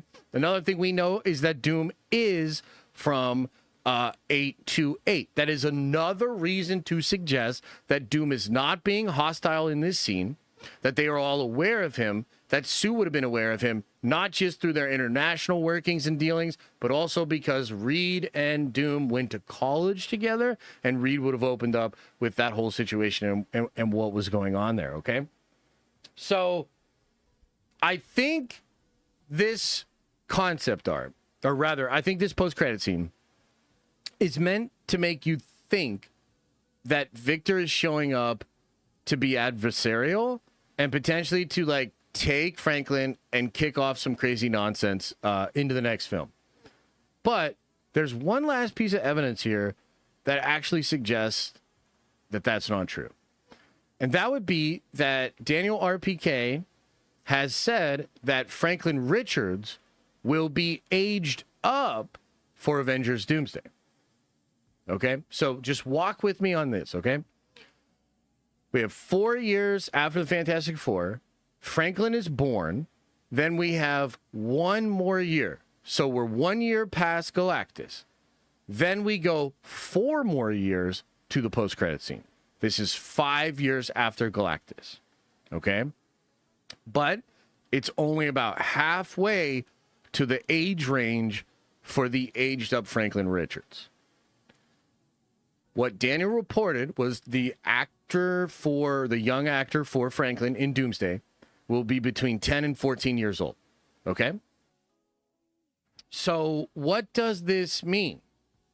What do we think is happening here? Well, before I get into more of the theory of where I think this is going to go, I actually believe that Doom is coming there. And of course, he recognizes the power of Franklin. And of course, he recognizes just the potential of using Franklin. And I think he will use Franklin in some way. But I don't think he's there to take Franklin right then and there from Sue Storm. I think instead, Doom is showing up, and he's going to inform Reed of what's going on in the multiverse. And then I think Doom and Reed are going to work together for 4 to 5 years. If Doom's motivation is connected to trying to save his universe from the collapse, doesn't that make Reed his ally? Right? So I think what you're going to do, or what you really have here, is you have Doctor Doom realizing what's going on in the multiverse. He realizes he could use Reed's help and eventually Reed's son to solve this problem. He's going to then weaponize Reed, get them to work with him. Part of the reason we think this is because the Fantastic Four are fighting the X-Men. And we know that the Sentinels that are going to attack the X-Men get sent by Doctor Doom. Now, there's some stuff that, like, this James Mackwell guy's been going on about that we're not really sure. Like, it's just hard to say. Like, we still don't know if he's full of shit or not, right? But there's still enough evidence to suggest that Doctor Doom is going to get the Fantastic Four and the Avengers to go fight against the X-Men. Well, how can he do that if he just takes Franklin at the end of this? It doesn't make sense, right? So I think this post-credit scene is actually much more open for interpretation, and I think it actually goes to some really crazy places with theory and speculation. But for now, let's just stop and talk about that, just the post-credit scene. Do you agree with me that he's not being hostile here? Do you see a scenario in which they're going to work together? And how do you think we get to the time jump, right? I think it's connected to this 10-year time period that Reed was talking about with Galactus. Yeah. What do you think? I agree. Not hostile. They would work together. Yes. Yeah, he's definitely not being hostile. Yeah.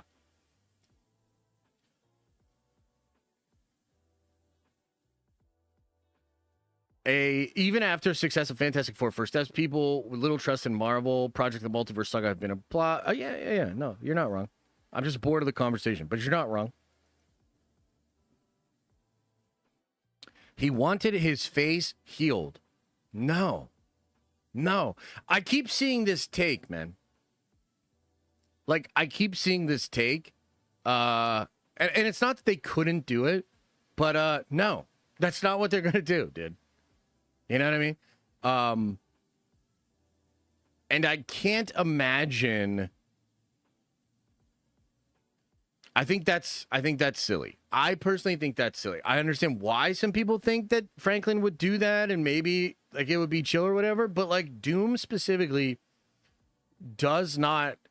It's not like Doom actively is looking to fix his face. He could absolutely fix it. He's a master of magic, dude. There's some stuff in like older stories where he can't fix it or whatever, but that goes away. Like Doom becomes Doom and he's no longer concerned with how Victor looks, right? Now, he deep down inside would want it, but Doom's not the type of character that's going to ever admit that or ever seek it. That's what makes it like interesting when Reed fixes his face after Secret Wars, because Doom would like never ask for that. You know what I'm saying? Like it's just wild. But yeah, no, I don't think so, man.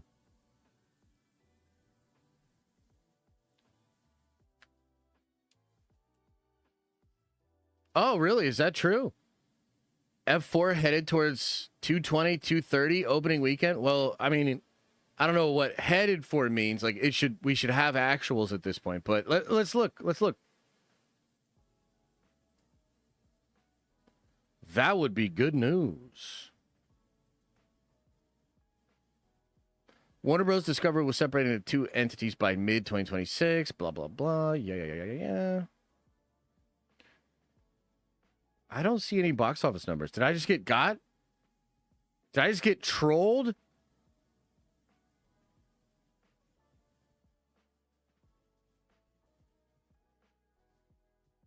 I might have got. I also randomly saw a weird video of John Cena holding an ice cream cone, which really makes me want an ice cream now. So there's that. Okay, are you ready for the really big one? Are you ready for some theorizing that's really gonna freak you out? Are you ready to have your mind blown? You know, you're probably feeling like, that was pretty cool, Josh. I get what you're saying, and you had some cool points, but I'm not mind blown. You know? Is that where you're at?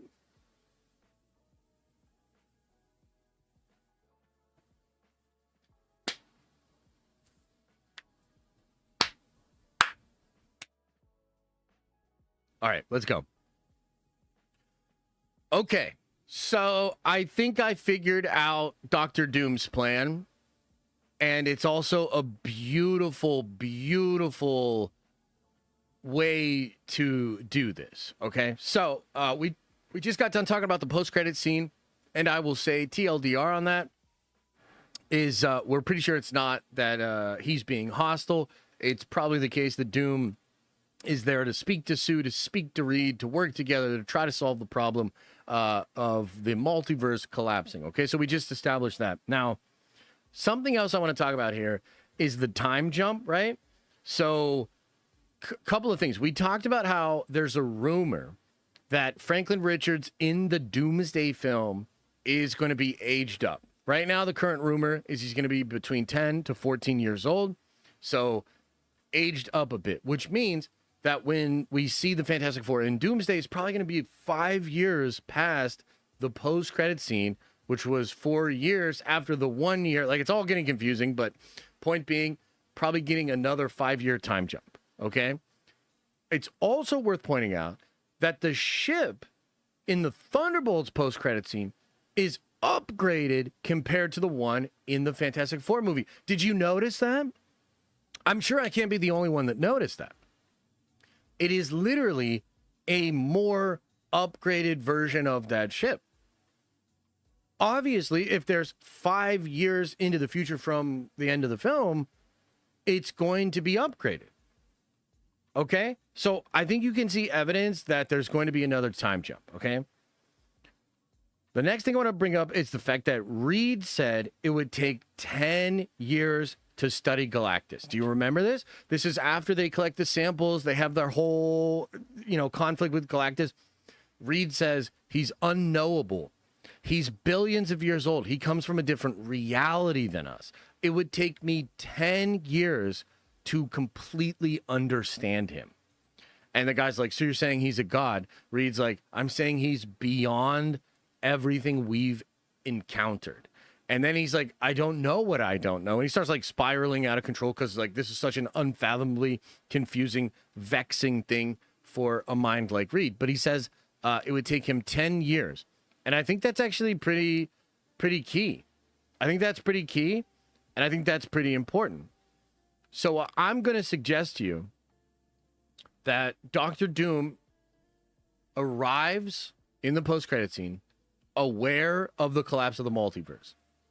And I think he's going to tell Reed that they need to work together to try to save their universe.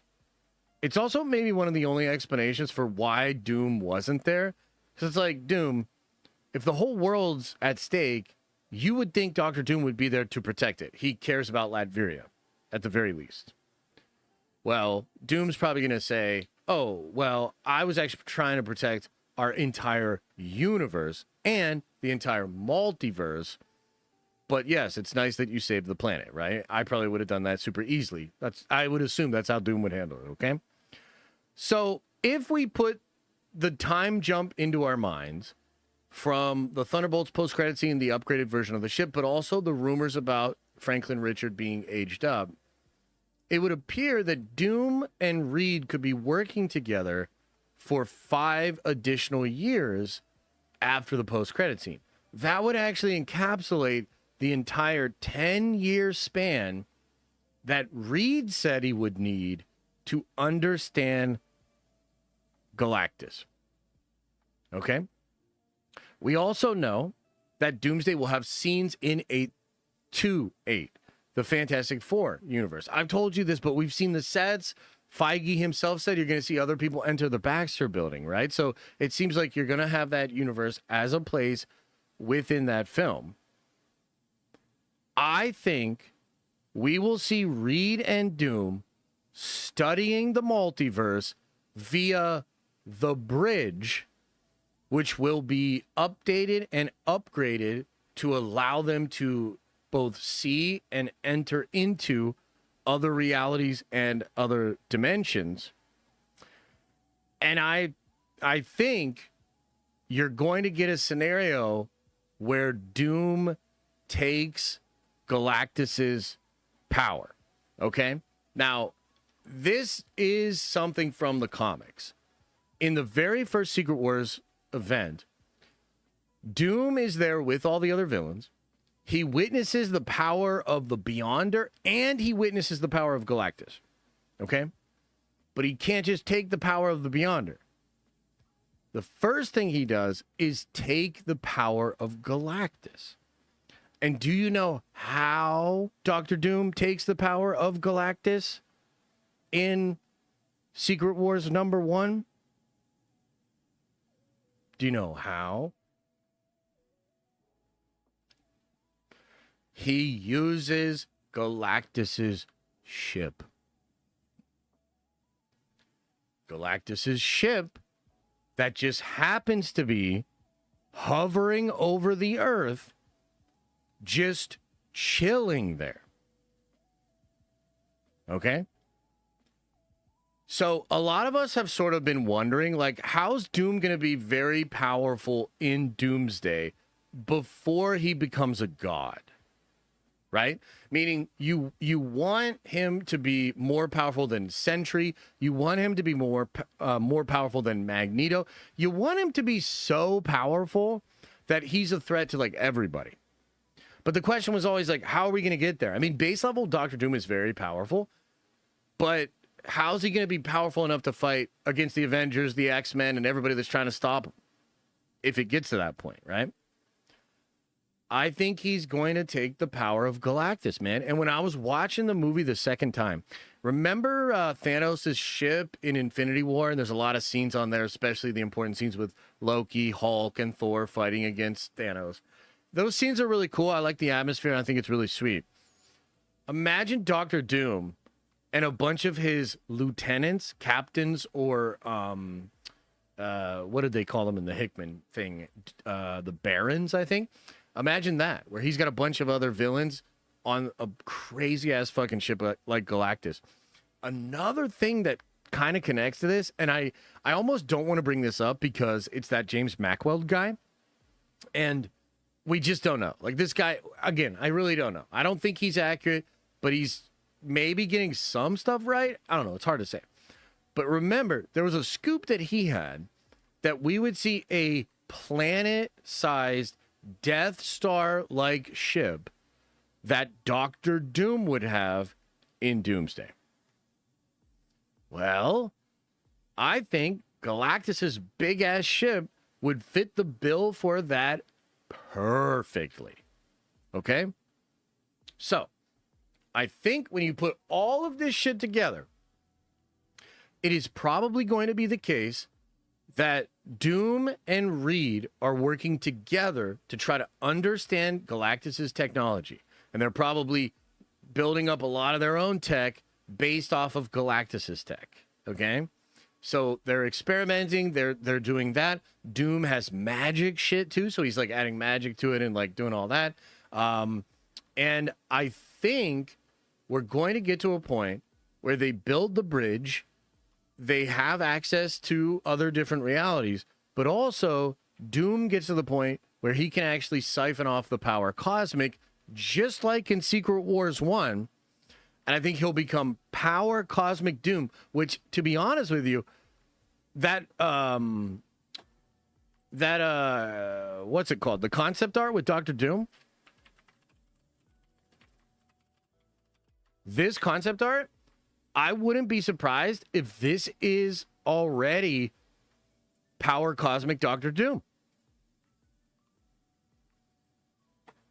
Like, here, let me pull this up for you guys to see here.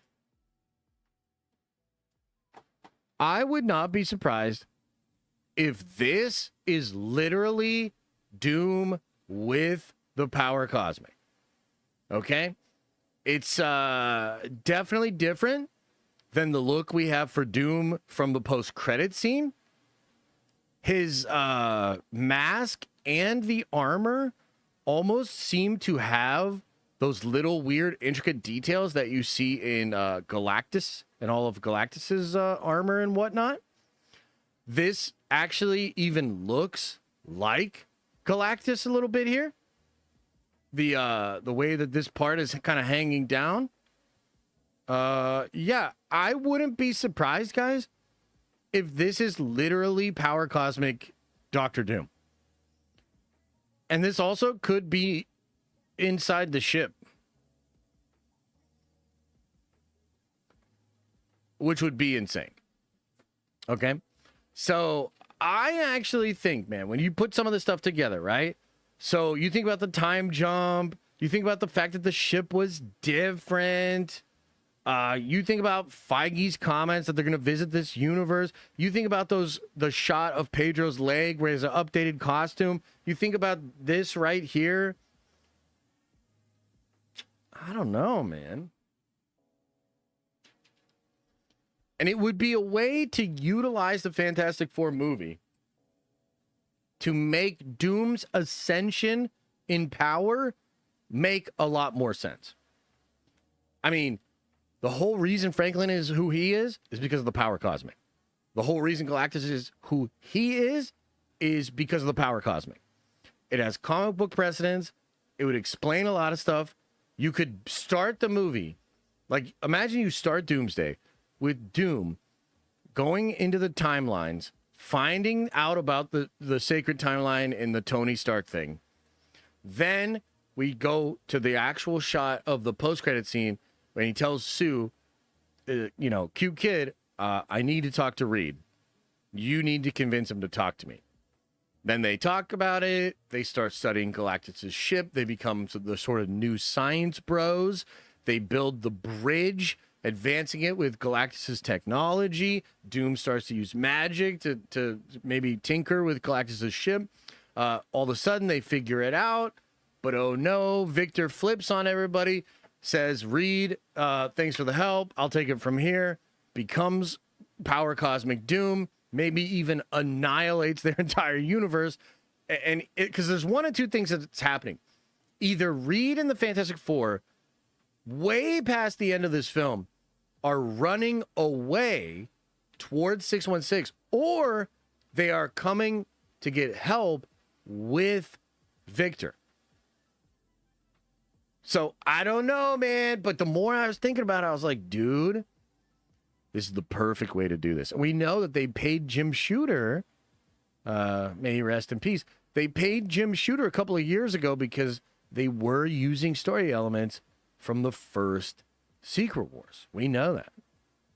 So this is this might be it, man. This might be it. And I personally would love it. I would love for Doom to get that Power Cosmic and then get the Beyonder powers as well. I think that shit would be so awesome. So that's what I think it is. What do you guys think? What do you think, Chad? Look here, see? What do you think, huh? What do you see? Look here, see? Let's see here. Regarding Doom theory, did no other Dooms exist until recently then?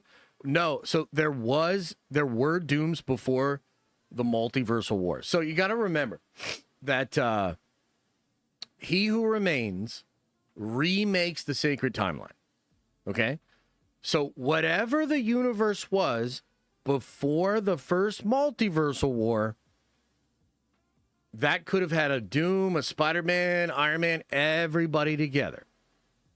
So a normal universe, a normal Marvel multiverse exists, and then all of a sudden, Kang pops up, starts messing with time.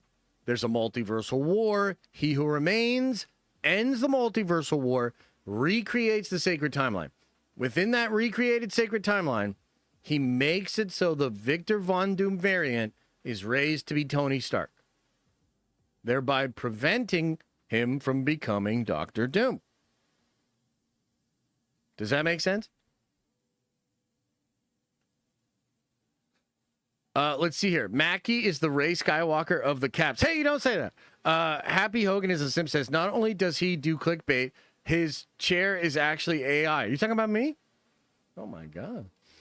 Josh's Beard says, saw F4 Friday night, and it was great. Don't hate me, but Joseph Quinn did better than Chris Evans. 14 months, let's fucking go. Joseph Quinn killed it in the movie, dude. Absolutely killed it in that movie. I ain't mad at you. I ain't mad at you for bringing it up. Legend of Sage says, Stark is in F4 universe, built pregnancy test. Doom makes a deal with Mephisto for Tony's soul, so Doom could use his body to manipulate everybody. I mean, that's wild, but there's just no evidence for it. I mean, it's a fun theory. It has some comic book precedence, but like, it's not like what I'm talking about. Like, what I'm talking about is like, wait a minute. Why did they do the post-credit scene like that? Why is there a 5-year gap? Why are they still shooting scenes in the F4 universe for Doomsday? Like, you know what I mean? Internet Sado says, it would make Franklin and Doom at same power level. Yeah, 100%. The difference is Franklin's young. Right? Like, he's just not fully developed or aware of his powers. He hides his true nature. Rossi, says, whole reason is Josh is who he is the power cosmic. Oh, shit. The Truester says, what power does Doom have with power cosmic? Oh, he'd be real fucking strong, dude. Doom, base level Doom is already a problem. Like, base level Doom is tough. But Doom with the power cosmic? Oh my God.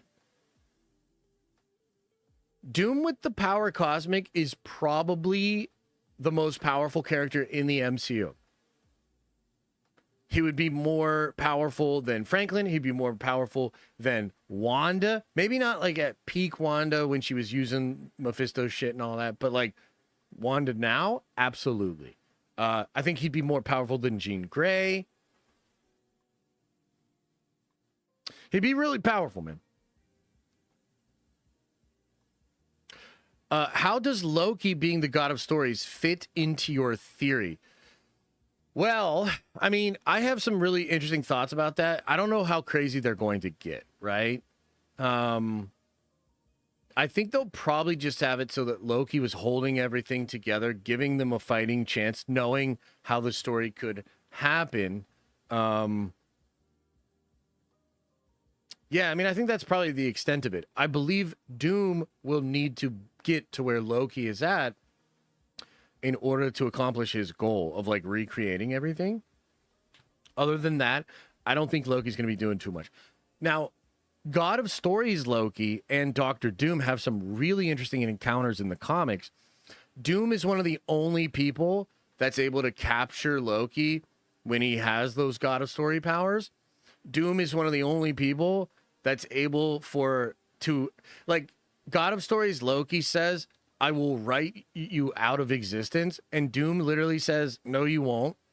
And just from willpower, like, it doesn't work. Like, it's kind of wild, actually. You should read that book, Agent of Asgard. There's some really interesting moments that just kind of, it's literally just a Loki, Doom flex issue where you're just like, dude, this motherfucker Doom is crazy. Like, how can he do this? You know? But Doom is just that guy. I mean, essentially, if you want to understand Dr. Doom from the comics, just be like, oh, he's that guy. Because he's literally always that guy. But in the MCU, it'll probably be way more simple. Jose says, F4 was good, but why Reed so inelastic? He was straining, maybe doing 50 meters when Galactus had him. Oh, yeah, I think that's just this version of Reed is not infinitely elastic. That's how I would explain it. He's just not infinitely elastic. Yeah. Yeah. Waldron McFeely Russo's Kevin as the general manager. That's a dynasty. I mean, that sounds pretty good. Did the actuals come in for Fantastic Four yet? Fantastic Four! It's all the older posts about it. 5 minutes ago. Fantastic Four breaks a box office current. That we already read that. All I see is the 218 number still.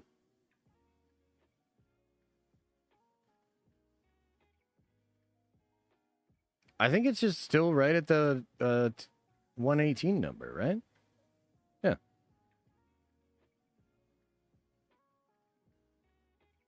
That's the same. It's the same shit.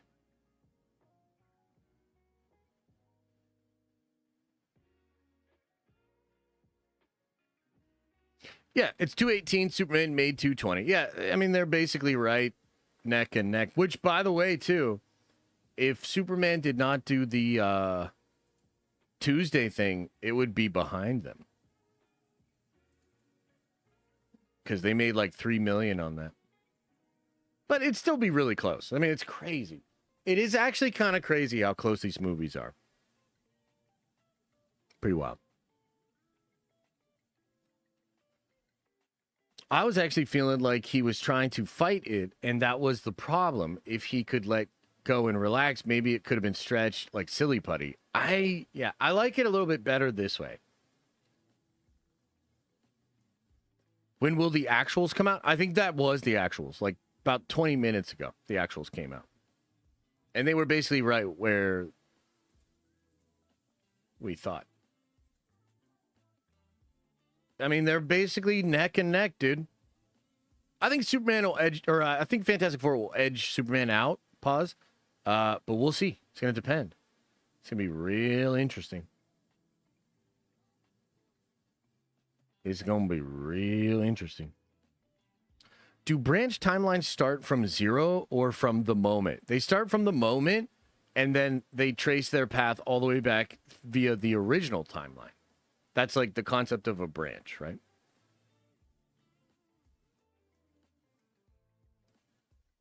Did I see the Eyes of Wakanda trailer? No. I mean, I'm just not that interested in it, you know?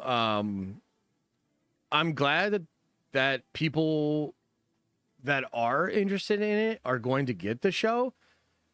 I'm on a Disney Plus break, man. I'm not doing anything Disney Plus until we get to Daredevil season 2.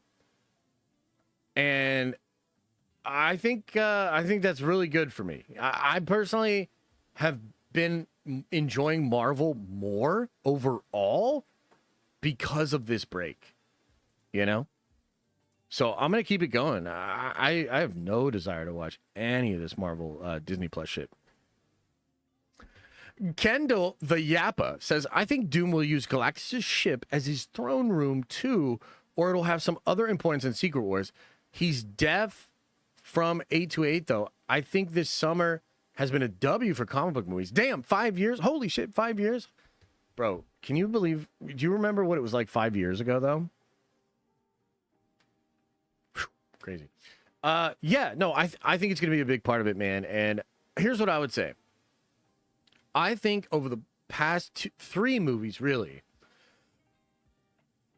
the comic book movie genre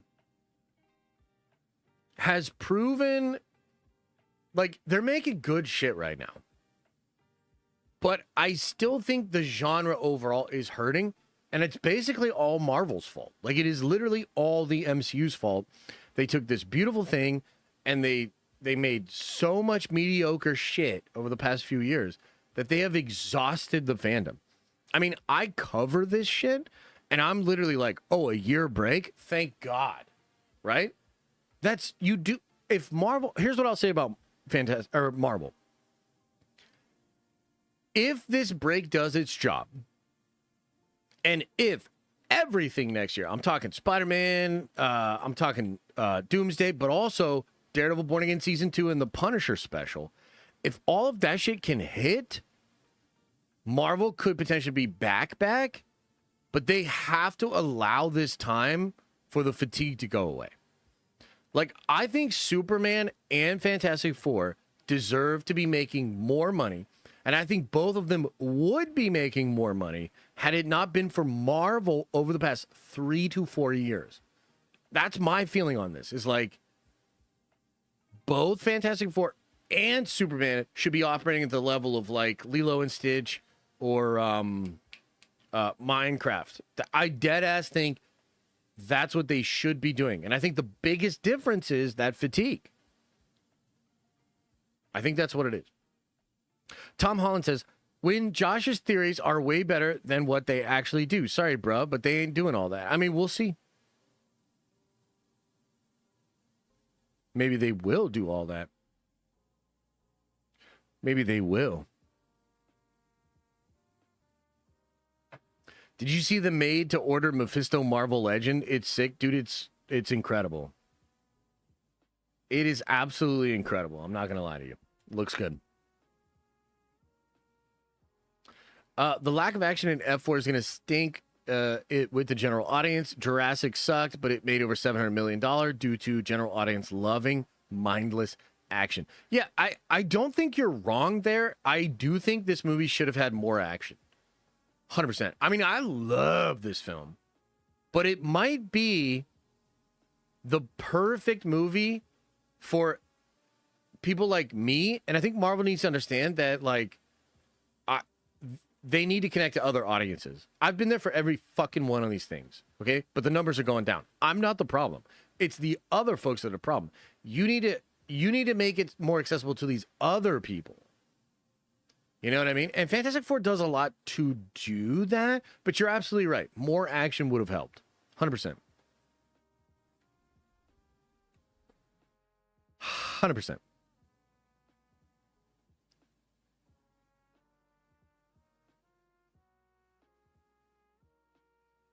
You like Brandon Skelenar that much? Sheesh.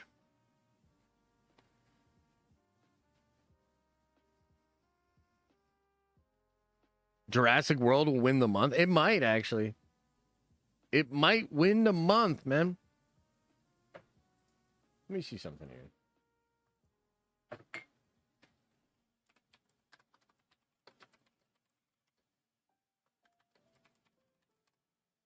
See if I can find this article here. Okay, this is fascinating. Can we look at this for just a second here? I want to show you this. Superhero movies aren't grossing over $700 million this year due to the collapse of China, South Korea, and Russia. Ant-Man and the Wasp did a combined $177 million between China, South Korea, and Russia. Add this to Superman or Fantastic Four, and they would cross 700 to 800 million, which isn't too far off of the near peak of the genre in 2017, when Thor Ragnarok, Spider-Man Homecoming, Wonder Woman, Guardians of the Galaxy, Volume 2 all grossed similar amounts. Dude, this is nuts. Look at this. X-Men Days of Future Past, 33 million in Korea, 116 million in China, 233 in the US, 746 worldwide. So this is like, I was trying to find this earlier.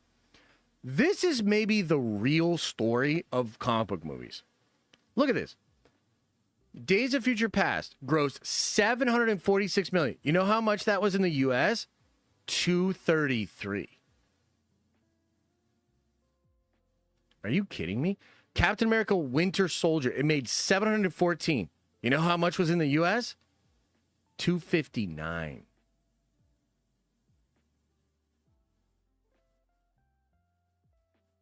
Are you seeing this, man?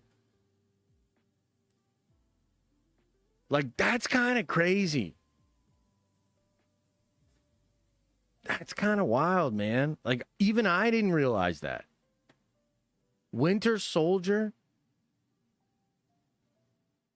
714. It only made 260 in the US.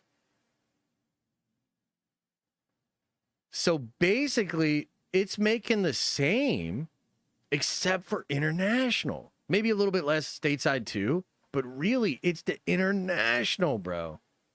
That is crazy.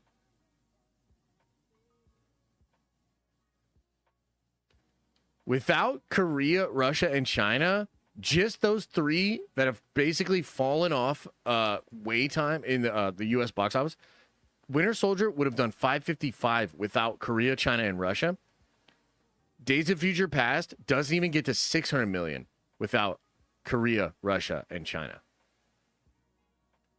Holy. So there's sort of two ways to look at this. Where, like, on the one hand, you're like, oh, well, maybe the genre's actually not doing as bad as we thought.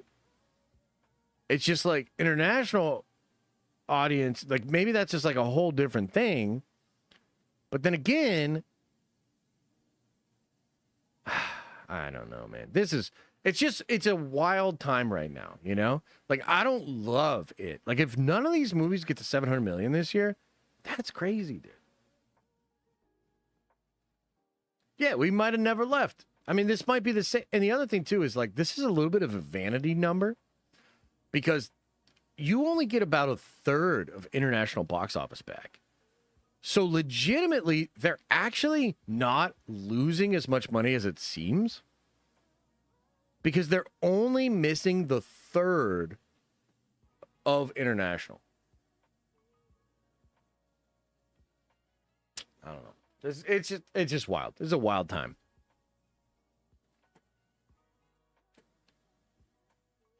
It's a wild time, ladies and gentlemen.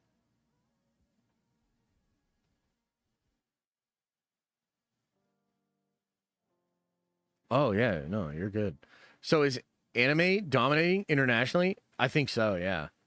I mean, we don't have any numbers like this, but yeah, I think so. I think so, for sure. No China release for No Way Home. That's true, and that movie blew the fuck up. That is true. Deadpool 3 made like 57 in China. True. True. All right, guys, what else is on your mind, man? What else are you thinking? What else is on your mind? I have not started watching Dan Season 2. I would like to. But I have not yet. Am I going to have to pay BD 500 or what? We're going to find out. It's going to take like 5 more weeks, 6 more weeks. What if these things are like within 1 million of each other? They're literally within 2 or 3 million of each other right now. Or I guess from their opening. What if it's that crazy?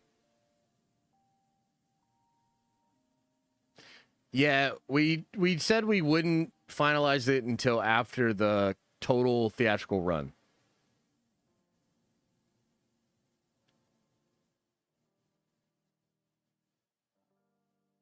Whoever won by the end of the year, then? No, they'll pull it from theaters. They pull it from theaters in about 6 weeks. Marvel vs. Capcom Ultimate Complete Homework. I don't know what that means. Nothing to watch the next few months besides Predator, Badlands, and Avatar 3. Those both sound fucking awesome. I'm also excited for the Warhammer.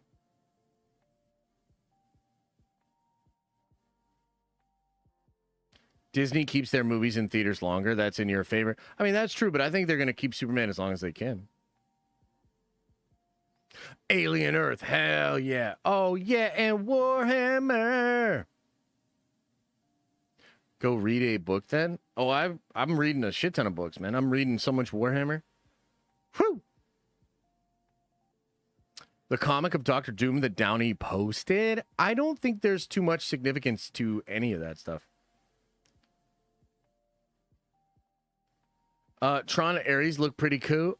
I don't think so, bro. I mean, it's cool if you like it, but I don't really think so. Is it weird? I want to see Superman again because I'm not sure about the movie, but I'm fine with Fantastic Four because I know I loved it. No, I don't think that's weird. I think that makes sense. I'd like to see both again. Oh my fucking God, chat. We were having such a good day. Are you ready?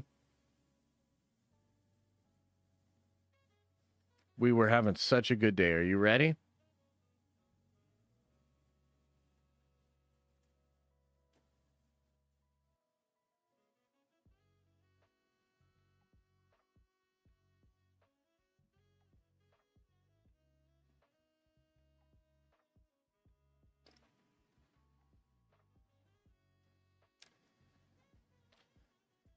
Okay, so here we go. Round and round. Round and round. The new Jedi Order movie starring Daisy Ridley as Rey will reportedly begin filming in 2026.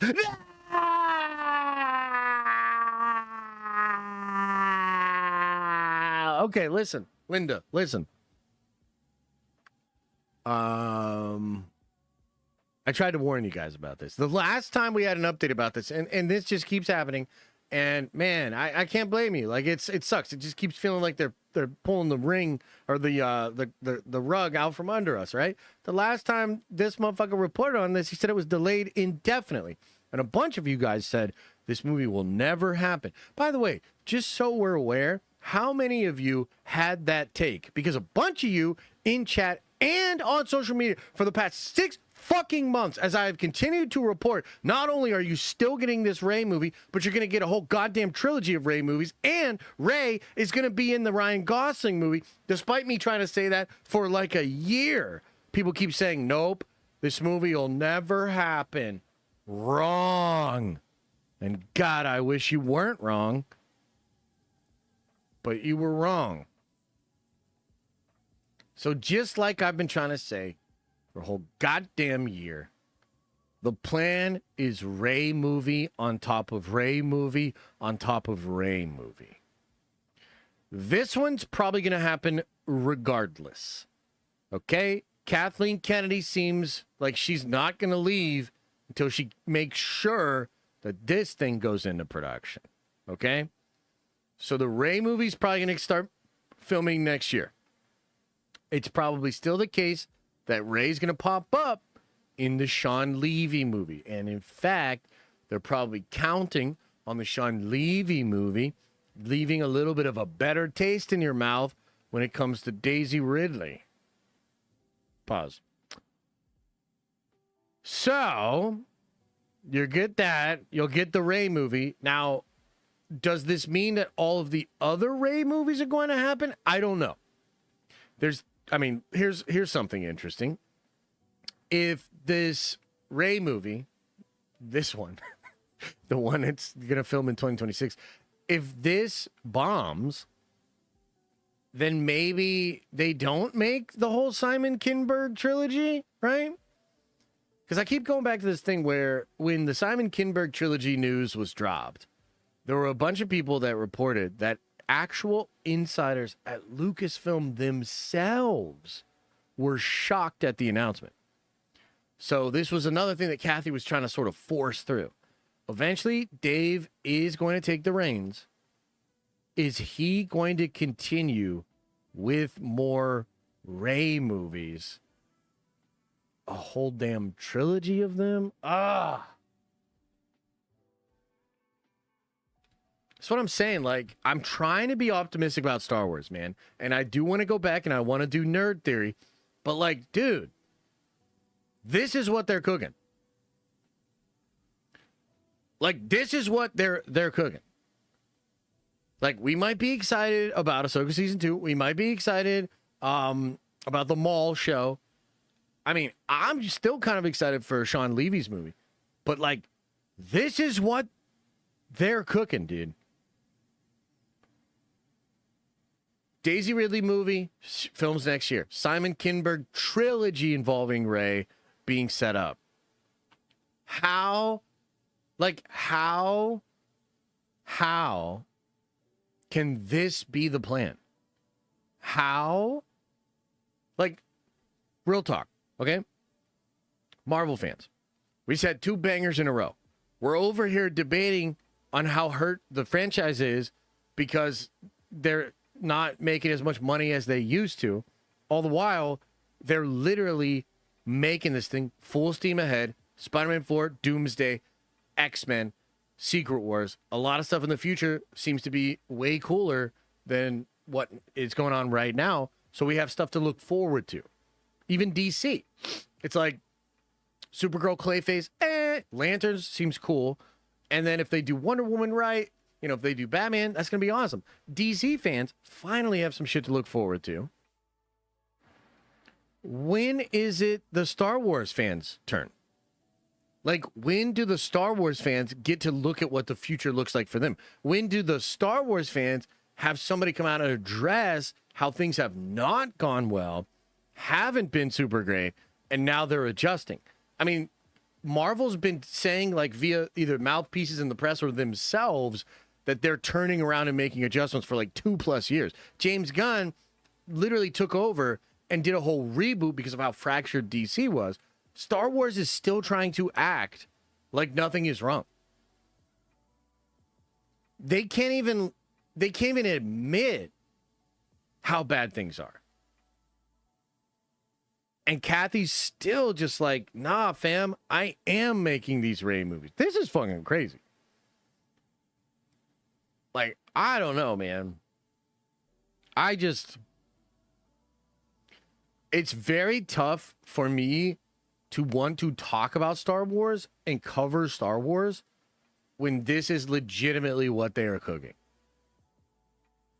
This is crazy to me. I don't know. What do you guys think? Like, what do you think, man? More?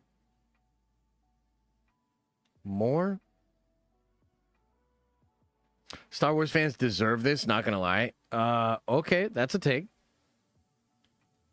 That's all, folks. Yeah, it might be. She said, hold my beer, Marvel. I know, right?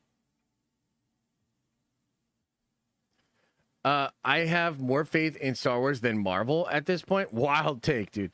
Dude, some of y'all stay with the wild takes. I thought I had wild takes. Holy. You know what? Rey movie in 2026 and a trilogy of Rey. I'm actually thinking Star Wars got it going on. Totally. Do you think they have a choice? The parks and future of the brands is all set around Disney Star Wars. Do I think the only entity in the world that could change the course of what is happening, do I think they have a choice? Brother, they're the only ones with the choice. I don't have the choice. You don't have the choice. The choice we have is like, watch it or don't, bitch about it or don't.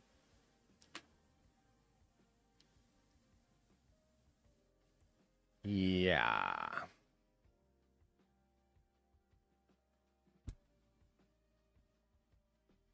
I knew it would be because Lucasfilm is fucking cooked and need to just let that fucking die.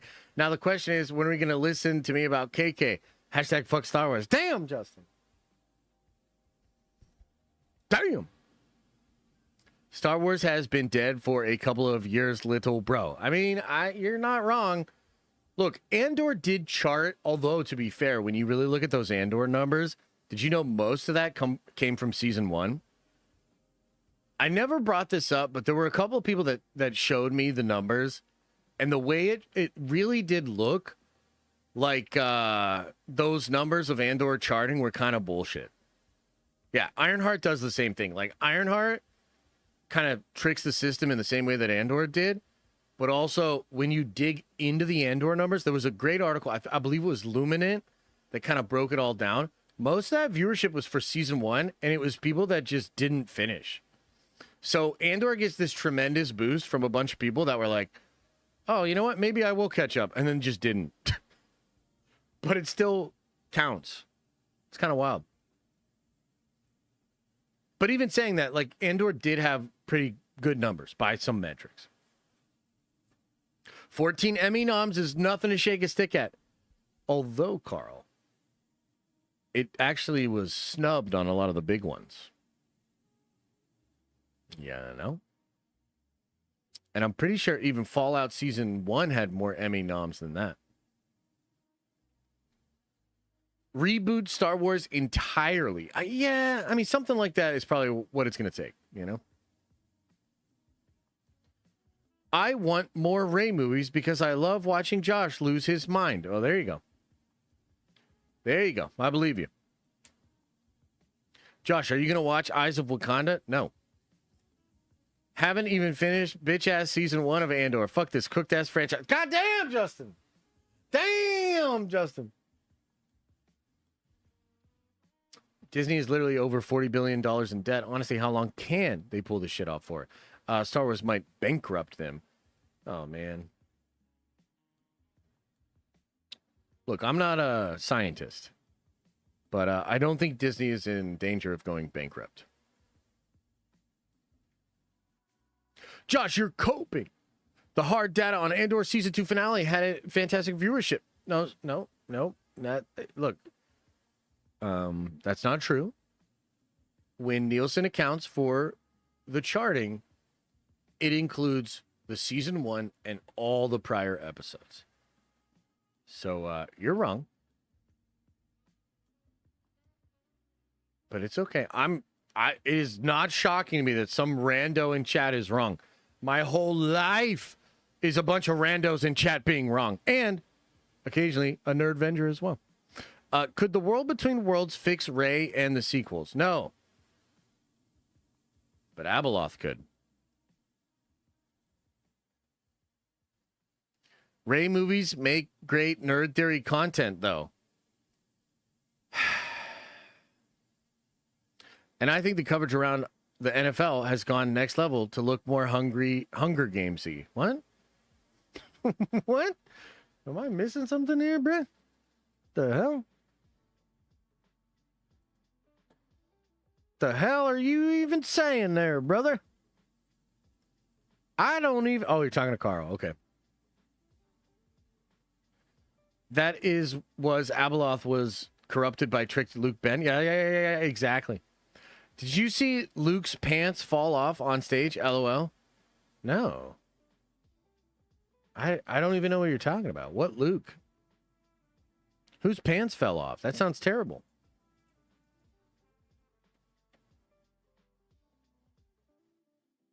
Ain't nobody got time for that. Rey is Abeloth? I mean, you know, they could have something there, but do they have the balls to do that? Have you heard any more about Ahsoka Season 2 since you talked about those leaks? No, but I mean... no. They need to do Obi-Wan Season 2 instead of plot holes like Obi having a son with Mara Jade. What?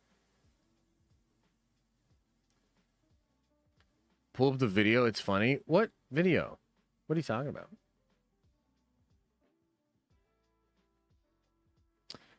Mara Jade is Talon? What? What? We need Rey Origins. Trilogy. No, we're good. Would you be down if Rey movie was actually good? Yeah, of course. I mean, if the Rey movie's good, it's good. But the problem is this. Like, look, here's my thing, okay? I think Thunderbolts is good. But it might have been a mistake to make a Thunderbolts movie. Even Feige is kind of admitting that. You know what I mean? Like, the Rey movie could be great. It's still a mistake. Don't do it. What are we doing? Like, that's so crazy to me.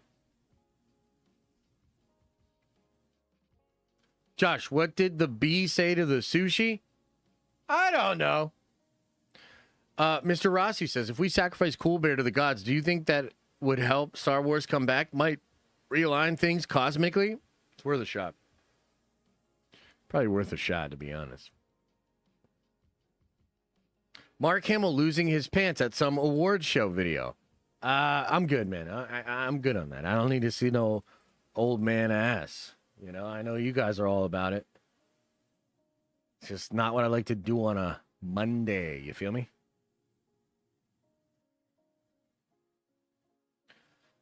Even if it's great, I won't watch it because the whole idea of it doing it is so fucking crazily stupid. Yeah, I agree. Yeah, I agree. No news out of SDCC. A lot of comic book stuff, a few video game things here and there. You know, one thing that James Goon said was there are 100 different universes in Peacemaker Season 2. None of them are the Snyderverse, though.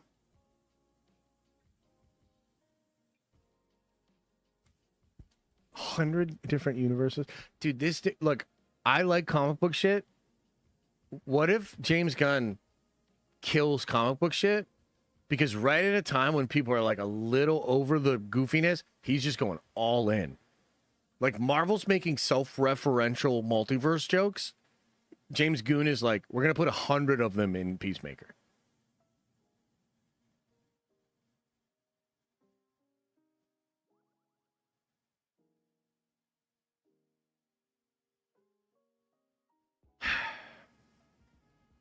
What did I think of the George Lucas Museum? Well, I mean, I think the George Lucas Museum is going to be really cool. It seems like there's a lot of cool stuff.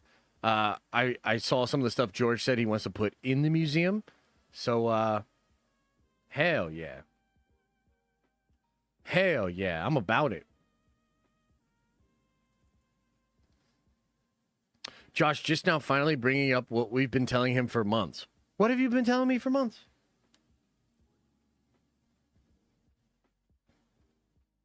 Josh, you can literally check the... Oh, God. I can't even finish that, brother.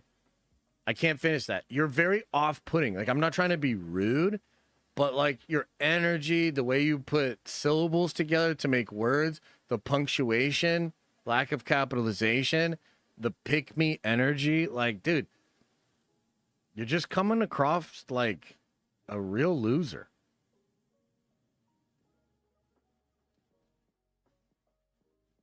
Disney stock is down. Oh my God, bro. No, not my Disney stock. Oh no.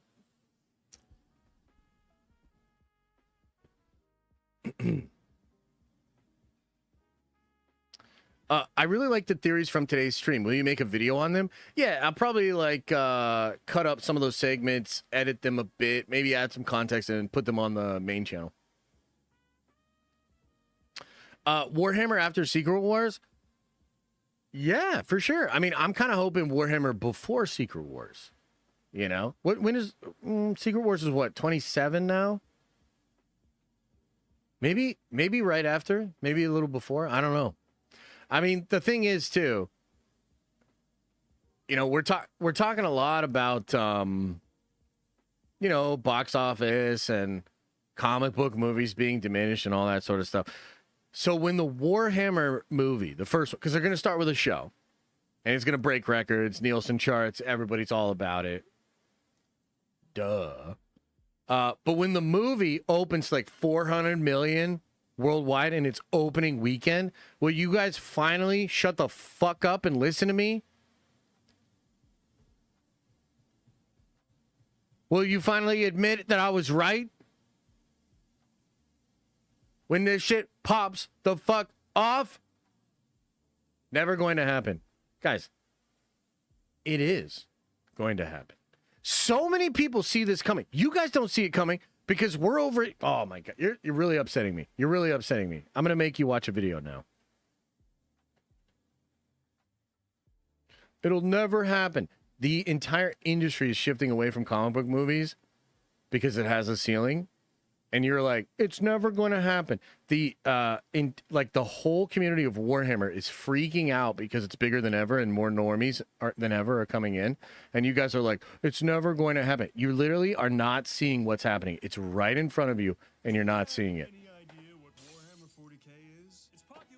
Been exploding with big-time YouTubers now making long-format videos about it. Over the last couple of years, even e-girls have gotten a hold of it. So how can you join in on the hype? Well, the very first thing to understand is that all of these... Like, the reason they're making this video is because Warhammer is blowing up in a way that everybody within that community has noticed.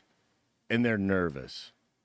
People are dumb, idiot liars and tourists, and they don't understand anything. If you really want to understand Warhammer 40K, you must turn instead to wiser, more experienced, seasoned veterans of the world. Wise sages who are old enough to remember being called names for bringing their Warhammer books to school. Now, let us begin your journey. The following are the 12 essential cinematics any true Warhammer 40k fan must watch. We're an authority on this subject because we ourselves make the most potent and engaging Warhammer adjacent content you've ever seen in your life. Like any young man who gets into Warhammer, I had a sage older man guide me through the experience, and he told me under no circumstances was I allowed to tell anyone about it. He made it very clear that if I spoke up at school, there would be repercussions. I wish I was joking.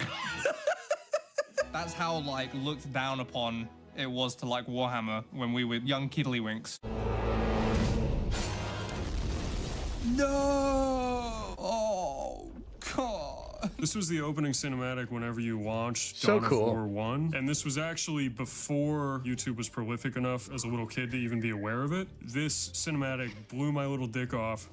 And then I would replay the cinematic by relaunching the game over and over again. This cinematic was monumental in getting a ton of people into Warhammer, but if you were into Warhammer before this ever came out, as a kid, you always fucking dreamed of like, this is what it would look like. You're reading your gay little books, you're playing with your gay little figurines, and you're like, dude, like, this is dark. This changed the whole fucking game, because as soon as it came in, you were like, that's exactly what I've been imagining this whole time. You know, when I'm like, I'm gonna move my guys 6 inches and they're gonna attack your Hell guys. yeah. That's what was being imagined as a kid. Warhammer fans are so starved of good content now, being as popular as it is. Imagine back then. This was like crack. True. It was the only game in town, you know? Yeah.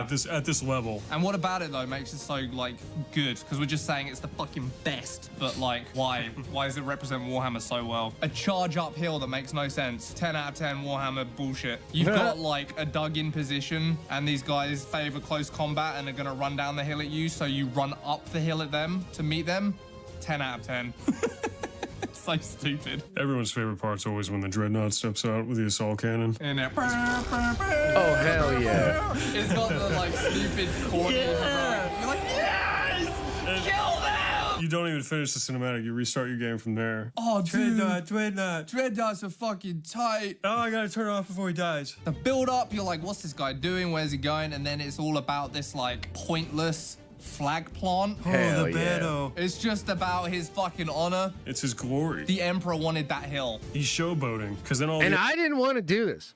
Okay, we were gonna have a nice little Marvel stream today, but you fucked it up. So now it's a Warhammer The stream. Blood Ravens are coming, they're gonna find him. He knows They're gonna that. be like, dude. It captures so much of just the microcosm of like what makes this world cool with the fights and the different races. And also, the orcs in this are so accurate to the models, and yet Yeah. they somehow don't look too stupid. Yeah, which, it's a good touch, good balance. when they attempt to make them look like the models, it usually bad. it usually ruins the I cinematic. see. But for some reason, the orcs looking just like the stupid 2000s range of Yeah. orcs didn't bother me at all. The way they build tension and momentum is so good. And like there's comedy beats, like when the orc is behind the hill and he does the thing and then like all of the other ones come up behind him. It's like it's just good visual storytelling. And the fact it's got a sick Warhammer like skin on top, like mwah, chef's kiss. Things that I don't like about it, Space Marines would not go down that easy, dude. True. Dude, they would not like go down from one orc. I want it to be lore accurate, you know? I'm gonna give this a 9 out of 10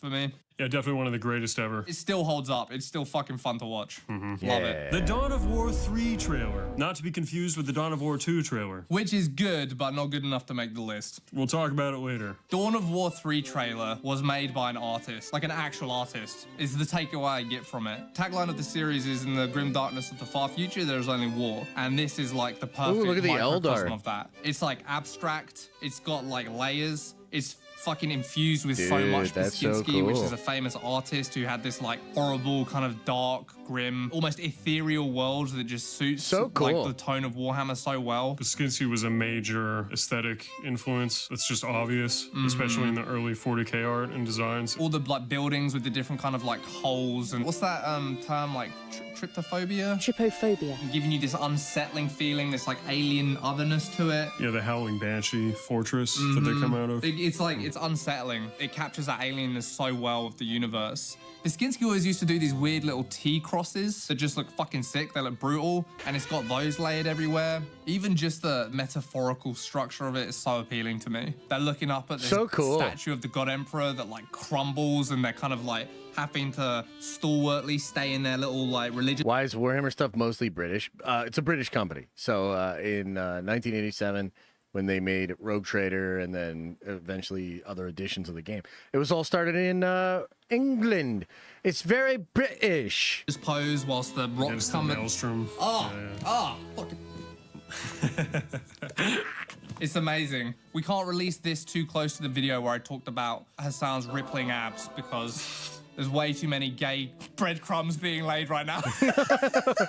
Yeah, I mean, fuck. Even the fact that the 3 pillars are like falling bodies, bro. Sick. Fucking sick. So sick. Endless war. Sick. That's what that means, bro. And again, it's got that escalation of Dawn of War 1, but even better. You go from like ground troops to like walkers to what? Titans, Titan? yeah. Imperial Knight chainsawing through it. And then the That's little cool. Space Marine like bearing his So chainsaws cool. to like, bro, I mean, fuck. And he dies with a smile on his face.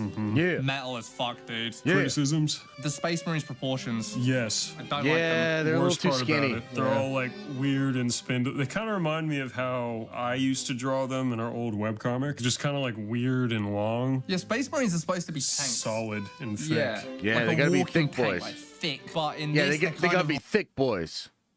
like, yeah, they're a little bit skinny, a bit slender, which just kind of fucks it up for me. It's just a very odd artistic choice when everything else was so on point. The music's really good too. The narration, just some ethereal British woman accent overlaying it. Evil British woman. Just evil sorceress from the Isles. I shall have no remorse. I mean, what can you say? Like, beautiful. I'm gonna say another 9 out of 10. And maybe that's gonna be common in this video, but that's why this is the fucking definitive list. And anyone who disagrees. Yeah, you guys is gotta watch all retarded. these. Space Hulk, By the way, you gotta watch all these because you're all really interested in Warhammer. Obviously, that's what brought us to this conversation. A nice, positive, nerdy conversation about it. So you guys probably gotta watch these. 93. I actually don't even know what the fuck this is. It's cinema. Tom insisted on this being on the list, but we were infants when this came out, so. It's kino. It's cinema. It's film. The Dark Angel chapter. Fuck. Oh my god! What the fuck? This is kind of badass, though. What do you mean that's it? The fuck do you mean that's it? That's I think it? It speaks for itself, but Don, why don't you tell me why it's on the tier list? So got let's see, we Deathwing. got American accents. No, that's love a that. distraction. The That's why it's Deathwing not a 10 out of Terminator. 10. Dark Angels. Yeah. The I don't know if I'm Deathwing. just a sucker for that kind of old school thing, but it's got the sick like banners, which I feel like you don't see that much, especially that like older Warhammer style, like bright medieval standards. We kind of lost those. Yeah, right. Which is Yeah. which just sucks. There's I mean, the if only link. there was a series that kept those. Yeah, I don't care how many viewers we lose. We kept all that cool stuff. Yeah. I don't care.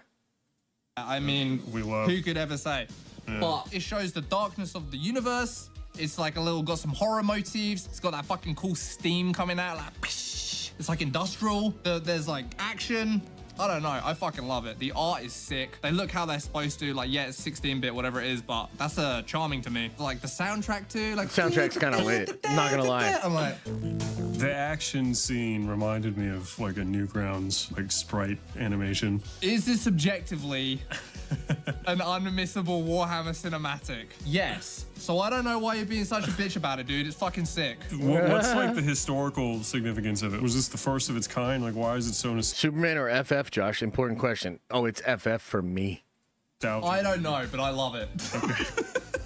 The American accents We're only about a third of the way through this video. I hope you guys are enjoying it. do hurt it. And the guy like, die! Die, Xenos! Ignore that one if you want. I think it's a solid 7. Hell yeah. It's the only 7 that will be on this list. Mark of Chaos. Oh, is that the Warhammer Fantasy one? Let's save that. That's like an honorary because it's not 40k. I forgot. 12 essential cinematics. 12 essential cinematics. Whoa. Hell's Reach Part 1. Does look cool. So this was a fan-animated portion of the official audiobook, which I think was written by Aaron Dembski By our Bowden. boy Aaron Dembski Bowden. I remember when this came out, Yeah, he's this good. like blew everybody away. He made it in 3D, rotoscoped the charcoal look Oh, really? on every single frame, and Wow. it took fucking forever. It's what gave it that like very, very unique, memorable, like amazing. I'd liken it to like the visual version of Bleach. You know what I mean? My ashes will be scattered over the priceless earth of the Very cool. Dude, I'm fired up. I'm fucking ready to go. This Yeah. is made by Richard Boylan, who I think went on to make some official content for Warhammer Plus. Yeah, he so did, yeah. Good for him. I feel like it's the perfect encapsulation of what a Space Marine is. You get this conflicted nature, like bound by duty and all these other kind of strong emotions, but ultimately like this psychotic warrior who's embracing death. He does so much with so little. Like the way the Aquila wings of the emblem of the Imperium, like that eagle, become Yeah. angel wings for the Space Marines, which are known as like the Angels of Death. Fucking nerds come shit, fart, and piss all at once. The audiobook that is based on, they go to this planet called Armageddon, a desert planet, you know? And the black and white creates this sense of heat. It's like an overexposed camera because it's too bright outside. And then obviously it's about Black Templars whose chapter colors are black and white. Oh, Yeah, fuck it's yeah. cool. And it also has like a vibe of like memory. It kind of has like this Super cool. weird like This did Don in. It was so deep and complex. It was such an exquisite piece of art. The Don's mind is unraveling before us. it feels otherworldly and abstract in the way a memory does versus just straight footage of a thing happening. All the pieces just lend themselves and come together in this really like perfect way. They're in the 41st millennium, but despite having all of this technology and all of this stuff, it's kind of this universe shrouded in mystique and mystery and ritual Aren't we like, we're all like loving this, right? Now we're getting into Warhammer. Everybody's really excited. and like religiosity. Let's go, Chad. And to your point, making it feel Let's like go. fragmented and like ink and paper and all of these historical things. It really makes that evocative and come out. Probably be an 8 out of 10. If It's we thought definitely of no. It's definitely neck and neck with 1993 Space Hulk, but it edges it slightly. Fine, I'll be the bigger man and admit it. Space Marine 1 opening title sequence. It's literally just comms readout on like a sci-fi screen describing the situation on a planet that's getting attacked by aliens. The fact that it has zero like real animation and it's nothing but like text on a screen with some like simple visuals, to me is actually what makes it so masterful. I feel like it does such a good job showcasing the intensity and mystery of this universe and like the stakes. It makes you ask questions. You're like, wait, what the fuck is going on? What if we like do exterminate? And you're like, that sounds fucking intense. Yeah, It's it just sounds got intense. all of these like really sick, brutal Warhammer concepts baked into just this short thing. They finally Damn. figure out like the solution, which is like call the Space Marines. You're so amped up from all of these threats and these guys are the solution. It instantly makes you go like, well, who the fuck must these guys be? I fucking love it. Yeah, it does a great job of building up the weight of these concepts to people that won't know what they are. It's That's visually really fucking cool. You can tell it's in space and it's in the future and all of this shit, but you're looking at what looks like a CRT monitor, which like is a perfect encapsulation of technology in the 40K universe. Advanced, but shit. I know Star Yep. Wars got kind of a bit of that clunky thing, but nothing like Warhammer where it's like giant shit, slow pieces of crap that somehow still blow up planets. The Death Star is like sleek and circular. In Warhammer, it would be a brick and they would fly it into the planet. I think this is like True. the perfect intro to like this game. People are gonna think we're out of our fucking minds. No, they're not. The Space Hulk one in the 3 minutes of looking at a computer screen. Yeah. Fuck them. We know more. We're better. That's what we're saying. I'm gonna say 8 out of 10. Yeah. Darth Fernando says, what are we watching? This is super Astartes- peak. I'm very excited about this. It's Warhammer, bud. Is a fan animation by Sayama Peterson. One man made the single greatest Warhammer piece of art ever. True. Except like John Blanche's paintings of the Emperor. Fair. And the Black Templars. Apart from those, This is it. Like, everyone's seen it. Everyone knows it. I feel like it broke open Warhammer for more people than most things. I don't feel like anyone else has ever captured the way that Space Marines are supposed to move, fight, and engage, like, more than him. Or even look, like, translated to a believable 3D image. Yeah, you know true. What I mean? He kind of, like, refined... It's very cinematic, too. Astartes doesn't get enough credit for, like... Because, like, its modeling is incredible. The particles are incredible. Like, everything about it, like, the rendering and everything is great.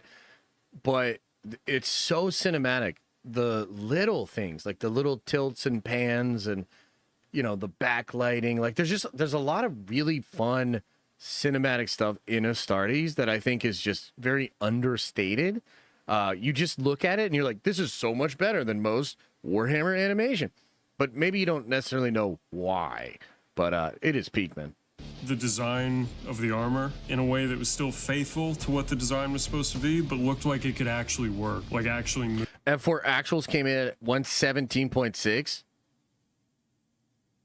What? So like 400,000 lower?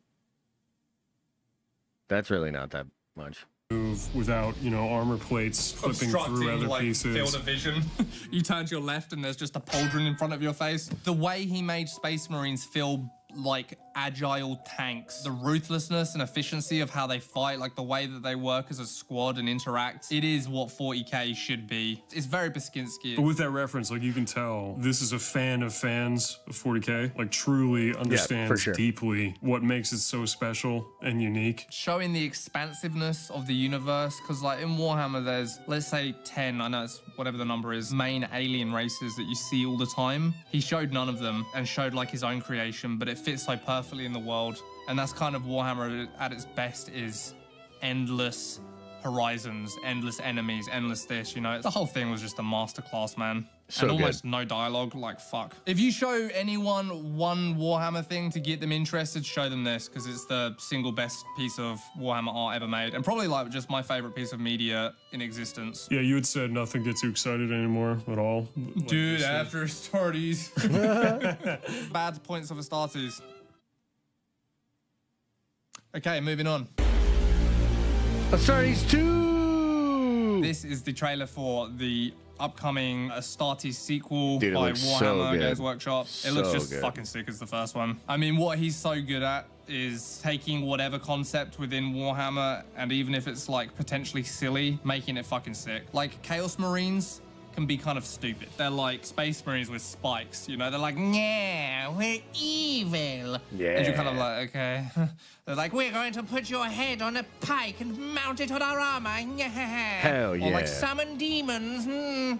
But like you watch how they look in his thing, and it looks like grounded and like warped and grotesque. Yeah, It's his biggest strength is being able to take They these need him to help with the live action shit. Like, they need him.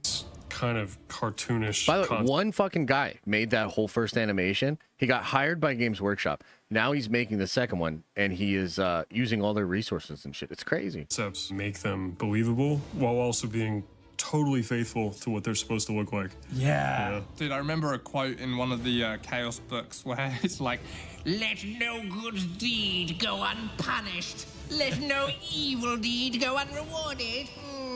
and I was just like, ugh. Ugh. He would take that and somehow make it sick. That's his strength. Even, like the orcs in this, part of what's so charming about them is they can be very silly and like cartoonish, but he makes them look scary. He's just such a fucking master, dude.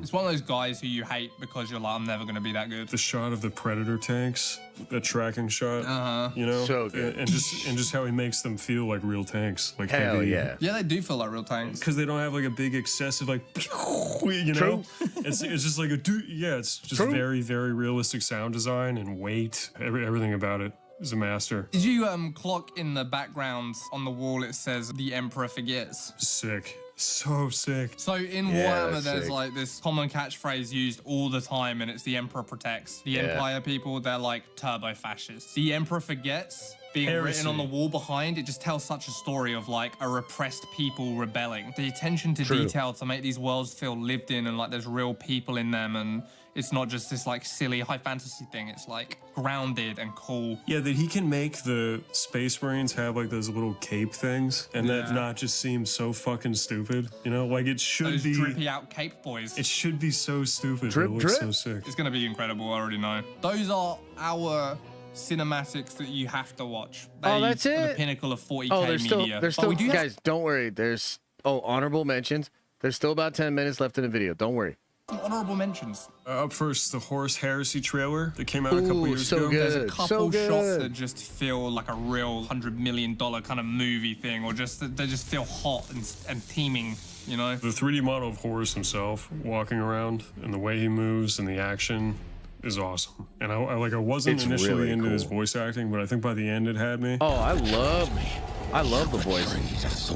I hate his voice in this. I like love by it. the I end. mean, Well, actually, fuck. How do we pass this? There's now there's disagreements. Maybe, and this is why it's not like Because we can't agree. it doesn't deserve. It does not deserve to be in the main list. My biggest issue with it is because this is ultimately an ad to sell Horus Heresy models. True. The Space Marines just look like the fucking models. The models are meant Yeah, to that's look fair. like what Space Marines looked like in the 90s and early 2000s. True. So they have this kind of like excessively squat look to them with huge fucking heads, which is fine if it's a little Hell yeah. model. Like you can forgive it if it's a little model, but if you're trying to make a like gritty, ultra realistic CG film, you got to take a page out of the Astartes playbook and make them look believable. Because Horus looks cool, and then like this little squat idiot runs up to him, you know. And like when they're on the ground, like the fuck? shooting, yeah, it's just like all those shots. It takes you right out of it because you don't believe that that's a Space Marine. Well, so the problem with this for me is that it feels like it has an identity crisis. It's got these shots that feel really realistic, where all these kind of tanks are going over the hills and shooting each other, and then the Titans with the sun behind them. It just feels like hot and muggy. It feels like realistic, like a really realistic interpretation of these machines. But then it cuts to like two guys with their little duel, and they like clash swords, and the guy does his little like anime look, like Yeah. We're enemies. and it's Fair. just like, why? Because it's an ad. Those two Yeah, guys. you need are in those the models. box. Okay, so make them like dueling Yeah. in a serious manner that doesn't feel like it's pandering to anime fans. They pull these like little expressions that I'm like, man, that was kawaii as fuck. I don't know, this is just my nerd rage, but cartoons are fucking gay, dude. Who likes cartoons? So that's where I'm at with it. Thoughts? Yeah, same thing. The missing realism. And Horus's voice acting I hate. They try and make him sound so evil. Let the galaxy burn. I love his voice. I don't think he sounds I wonder like if that's Ralph and mustache Neeson, twiddling. too. I think he sounds like he's, being pressured by a demon and nefarious forces. Horus the evil. Did you see the red glow in my armor?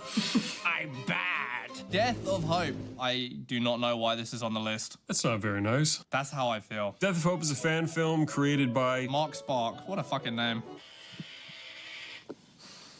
Well, I certainly lost all hope.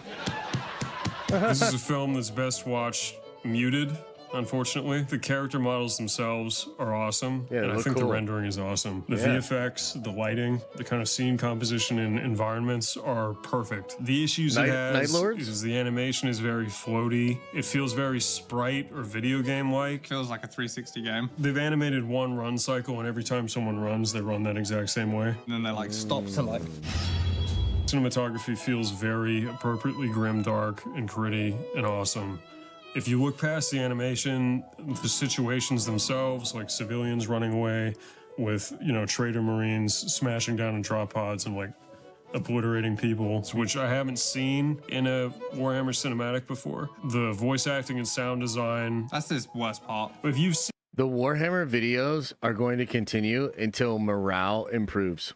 this before, you've probably seen it in compilations of other videos that do not include the audio. So it's like so outstripped by the visuals that it's just extremely jarring. I think if you take some stills from this thing, like it's got some cool looking stuff. Ah, the Lord Inquisitor prologue, made by Erasmus Brosdow. Close enough. This is cool. Was, I've like, seen this one all before. The It's fucking cool. rage when it first came out. I think it's got its issues, but there's a parade in this that captures the like militaristic worship that's so present in the 40k universe. Yeah. Like the fascistic vibes, right? Of this ginormous parade of like the weapons of war and everything. Yeah, it's Nazi military parade times 1,000. Yeah. With just a ludicrous dystopian city, 1,000-foot tall buildings, Hell choked in yeah. blue, Blade Runner atmosphere. It's I another can do one where you this see all day, gifts from Jesus. this all the time. It captures clips their of it weight. included in others. And regalia really well. I think that's one of the deficits too, though. Like the weight is a little overwrought. It is. Kind of look like they can barely move properly. Yeah, that's on fair. the armor. It's like trying too hard to be cool sometimes, but it is still cool. The models, the lighting, the environments are perfect. You know, it's just it comes down to like animation, and I think the sound was also a little lacking. None of the armies or factions are really like that good. It's represented on screen. Golden Dude Movie Review says, "Happy Monday, Josh and Nerd Vengers. Changed my channel name so I can start making movie reviews. It's a great summer at the cinema. Awesome, man. It makes it more Appreciate interesting you. than your usual fucking Jedi versus Sith, like bad versus good. It's like everyone kind of fucking sucks. That's what's cool about it. The tone of the new cinematics and direction sometimes goes like against that. And they're trying to make it like more, I don't know, Sanitized. like, yeah, clean, sanitized, like hero-y, fucking... Any Warhammer comic recommendations? Yeah, there's a Dark Angel series that is incredible where they're being hunted down by the Inquisition. It's really cool. I forget what it's called. The Marnius Calgar comic is cool. Goes through his origin. And then there was a Death Watch comic that I really enjoyed too. I think it's like a 4 or 5 issue run with some Death Watch guys. Half this shit to me looks almost really cool. Overwatch-esque. Yeah, I mean, even in the new model designs, they're taking cues from Blizzard, like literally. That's what it feels like. With the Yeah, armor that's and true. weapons, and yeah, everything just has kind of like a bright, clean vibe that wasn't there before. That's why an entry like this, even with its problems, makes the honorary mentions for us, because it is still capturing that kind of like gritty, evil, dystopian feel. If it becomes like another sanitized, like, good guys, bad guys thing, it's just fucking boring.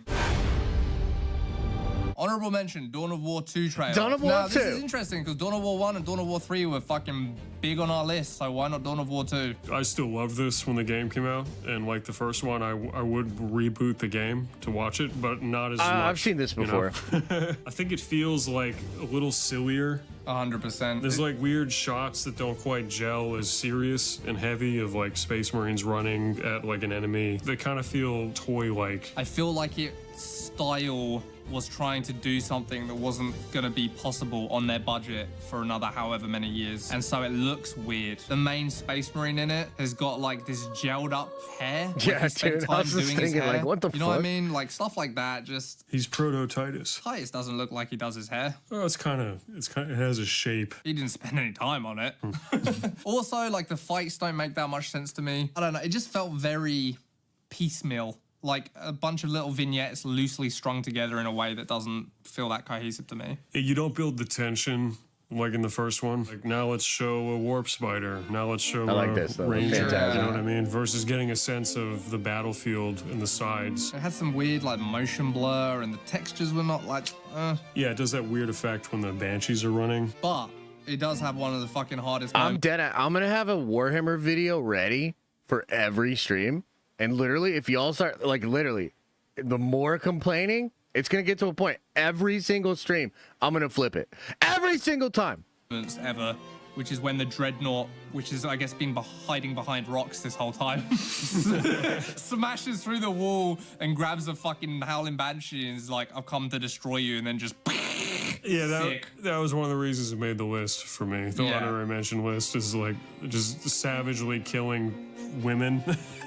hell yeah, brother, preach. Moving on from here, obviously, there's other pieces of content which are very good, which you should watch if you're interested in 40K. This is gonna be Secret level controversial. sick, Why yeah. didn't this make the list? The Amazon Prime secret level episode of Space Marine 2, which I think most people were blown away by and thought were amazing. Why didn't it make the list? We're not most people, Don.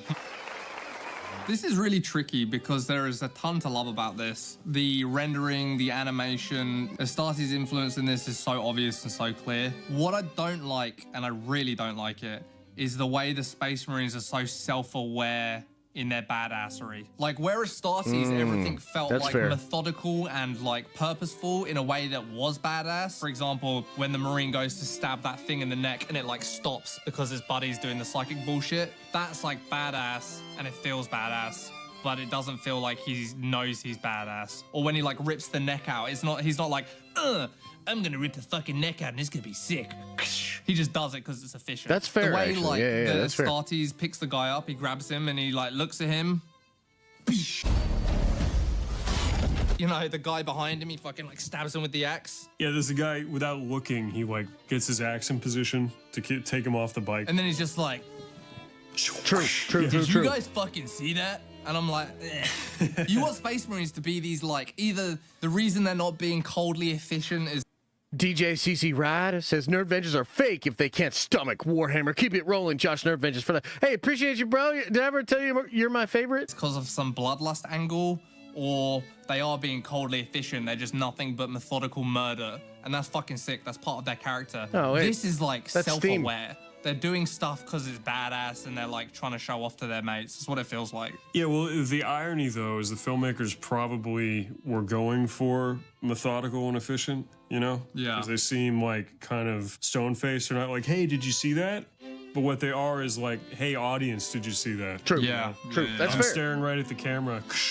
Wasn't that cool? That was sick, right? That was cool. Like, did you see how I like jumped off the tank and it exploded? Like, yeah, I don't know. That's what kills it for me. But it does have one of the coolest concepts ever in it. The whole time they're dragging this box and you're like, what's in the fucking box? Well, it must be like a bomb or something. Yeah, something They like. have to deliver a bomb. And then they get on to their foot. location and they reveal it's a fucking priest. It's like a psychic dude. And they dragged him in a coffin that whole way by a chain. Like on his back, yeah, through a battle, and That's 40K in a nutshell. fucking sick. That's fucking sweet. sick. Yeah, in a Marvel film, like, he would have, like, held them at bay and he would have got the little gay, like, nosebleed shit, but nah, he just fucking died because it's 40K. Like, that was sick, but I didn't like the secret level thing because of that reason. First and foremost, is an ad, you know? It's a secret level episode for Space Marine 2, so True. it's very showcasey of, like, isn't Titus cool? Look at all these cool things Titus can do with his friends. Titus is awesome. But still watch it. It's still worth watching. Yep. Hey, I like The next one Pariah is Nexus. Pariah Nexus, which also everybody was stoked on last year. It's alright. It's okay. Yeah. This is Games Workshop's best in-house animation so I agree. far, which Yeah, will I obviously agree. be toppled by Starsies 2, but Totally. it still has an air of, like, amateurness to it. Art design's good, animation's like decent It's enough. just clunky, is what it is. It's like the writing's clunky. Like it's just clunky, but it's probably the best they've done so far. But none of it's particularly, like, outstanding. It's almost like there's a smallness to it that doesn't Yeah. quite work, which makes it feel cheap, even though Yeah. everything looks great. Yeah, I agree. Obviously. I agree. I think it's Games Workshop's best that they themselves have produced as a narrative piece of content. Still worth checking out. The official armoring sequence of a Space Marine. I So feel like good. this could have made the list if the Space Marine's face didn't look so fucking derpy. It's his face, dude. And if his voice was cooler. He just looks like dumb. He doesn't look like grizzled and cool, he just looks dumb. He's like a bad 3D portrait of Dave Bautista. That's an exceptional, accurate portrayal. There's just something like soft and Nice. gooey about him. Yeah, and his voice is like, I am a Space Marine. I'm being armored. I accept these burdens as the Imperium bleeds. It just feels generic in a way that's unappealing to me. Yeah, that's Maybe fair. I'm impossible to please. Who knows? It is cool. You should watch it. It is still sick. Like, there's tons of fun stuff. They're like doing a thurible over like technology. Yeah, incense smoke over him while he's just... Yeah, like the way the tech priest look with his milky eye and his like fucked up skin. Yeah, it's super and cool. It's got so much about it to love. It's just let down for me by the voice, the face, and the fact it's Primaris because I'm a hater. True. There, I said it. Primaris for sure. Something else you need to know as a new 40K fan and cool elitist like us is Primaris Marines suck. The older Firstborn, as they're called, design is way better. Agreed. Well, thank you. Yeah, for they're wrong. I can't wait for the new fans to come in and replace all of these grumpy old fans because they're wrong and a lot of their takes are ass. But this was a cool video. And I look forward to taking over their hobby because Games Workshop cares more about me and fans like me than they do about old fans like them. It's like all the stuff that we get butthurt about Disney with Star Wars, they're doing that at Games Workshop, except I'm the new fan. I'm like the girl on TikTok twirling the lightsaber for millions of views and getting invited to the shit. Yeah, that's going to be me for Warhammer, and I don't give a fuck about any of these older fans. I love it, dude. Oh my God. What an awesome video. Thanks for recommending that video, chat. I really appreciate it. Anything else on your mind before we get out of here? What else is going on? What's up? You need a fireplace in your room like these guys? I am jealous of their set. It's a cool little green screen thing. That's a cool idea, you know, to have it all look like that. That's sweet. I would way rather listen to you talk about Warhammer than these guys. Oh, don't worry. You'll get to do both.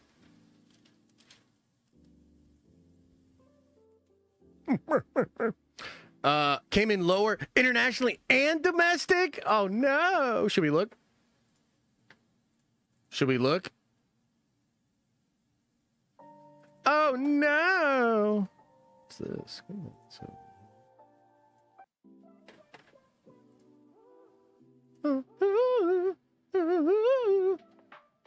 Wait, hang on. If I just look at these here. Okay, actuals are in. Let's look. Let's look. Let's see what Luis has to say. Actuals for the Fantastic Four also lower overseas, but it crosses the 200 million mark. 99.1. 17. Oh, okay, so really, what are we talking about here? 1.3 lower? Yeah, it's like nothing. I mean, sure, it would have been cooler if it went higher, but yeah, that's not really that big of a deal. Pretty much the same. Pretty much the same.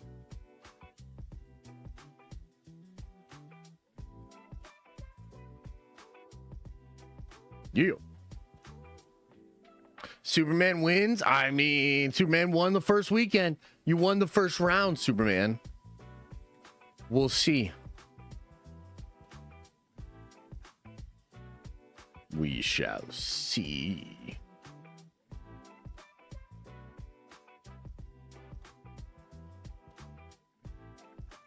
All right, everybody. I'm probably going to get out of here.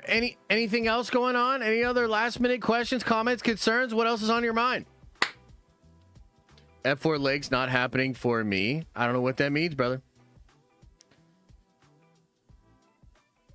What other video games is there after I finish Space Marine 2? I'm not painting toys or doing the tabletop. Not yet, Ross. You're going to get there, bro. You're going to get there and you're going to be like, dude, I need to paint some models. I need to start building my new Warhammer army. I would say after this one, it would depend. Do you like, do you need it to be like an action-y game, or can you live with, like, have you ever played XCOM? One of my favorites is, Chaos Gate Demon Hunters, but it's like turn-based, right? But it's super cool, man. Not a big gamer. I play on story mode. I mean, you might like this. I don't know. I don't know. Are you dropping a video tomorrow? Yeah. I'm dropping a video, but it's probably going to be one of the things we talked about today. But I'll do like some edits on it and get it going for tomorrow. Yeah. It's called Chaos Gate Demon Hunters. Bro, it's cool, man. It's cool. But look up some videos on it. Just make sure it's the kind of style you are going to be down to play.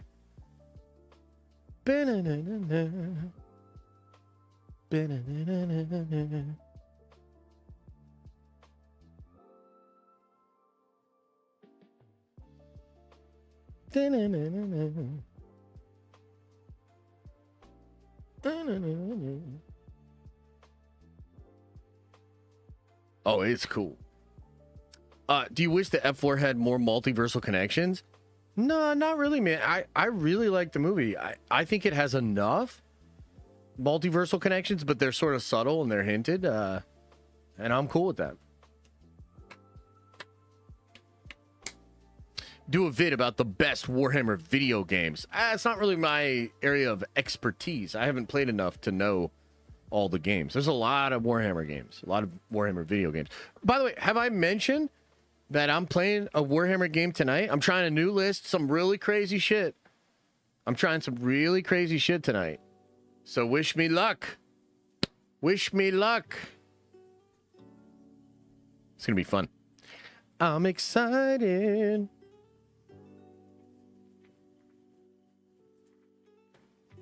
All right, everybody. I'm going to get on out of here. I appreciate you guys. Thank you for being here. We cooked. We went over all kinds of cool news. We went over all kinds of cool theories. They're cooking with Doomsday. Marvel might be back. We'll see. Appreciate you guys. Thank you, as always, for being here. As I always say, I hope you are having an awesome and a nerdy day. And I'll see you in the next video.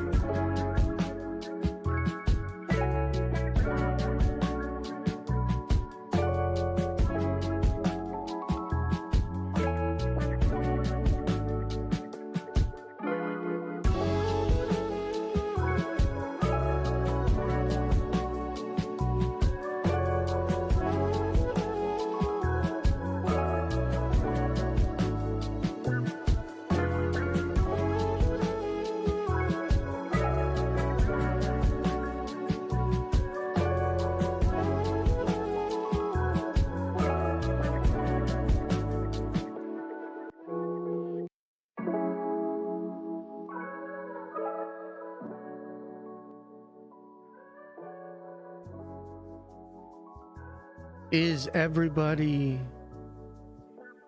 gone? Did everybody leave? Leave.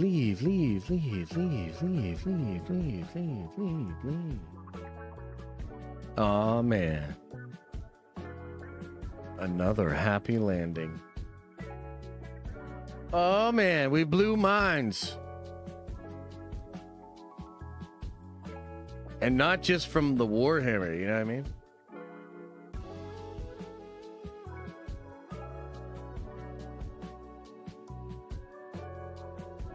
And not just from the Warhammer. Oh man!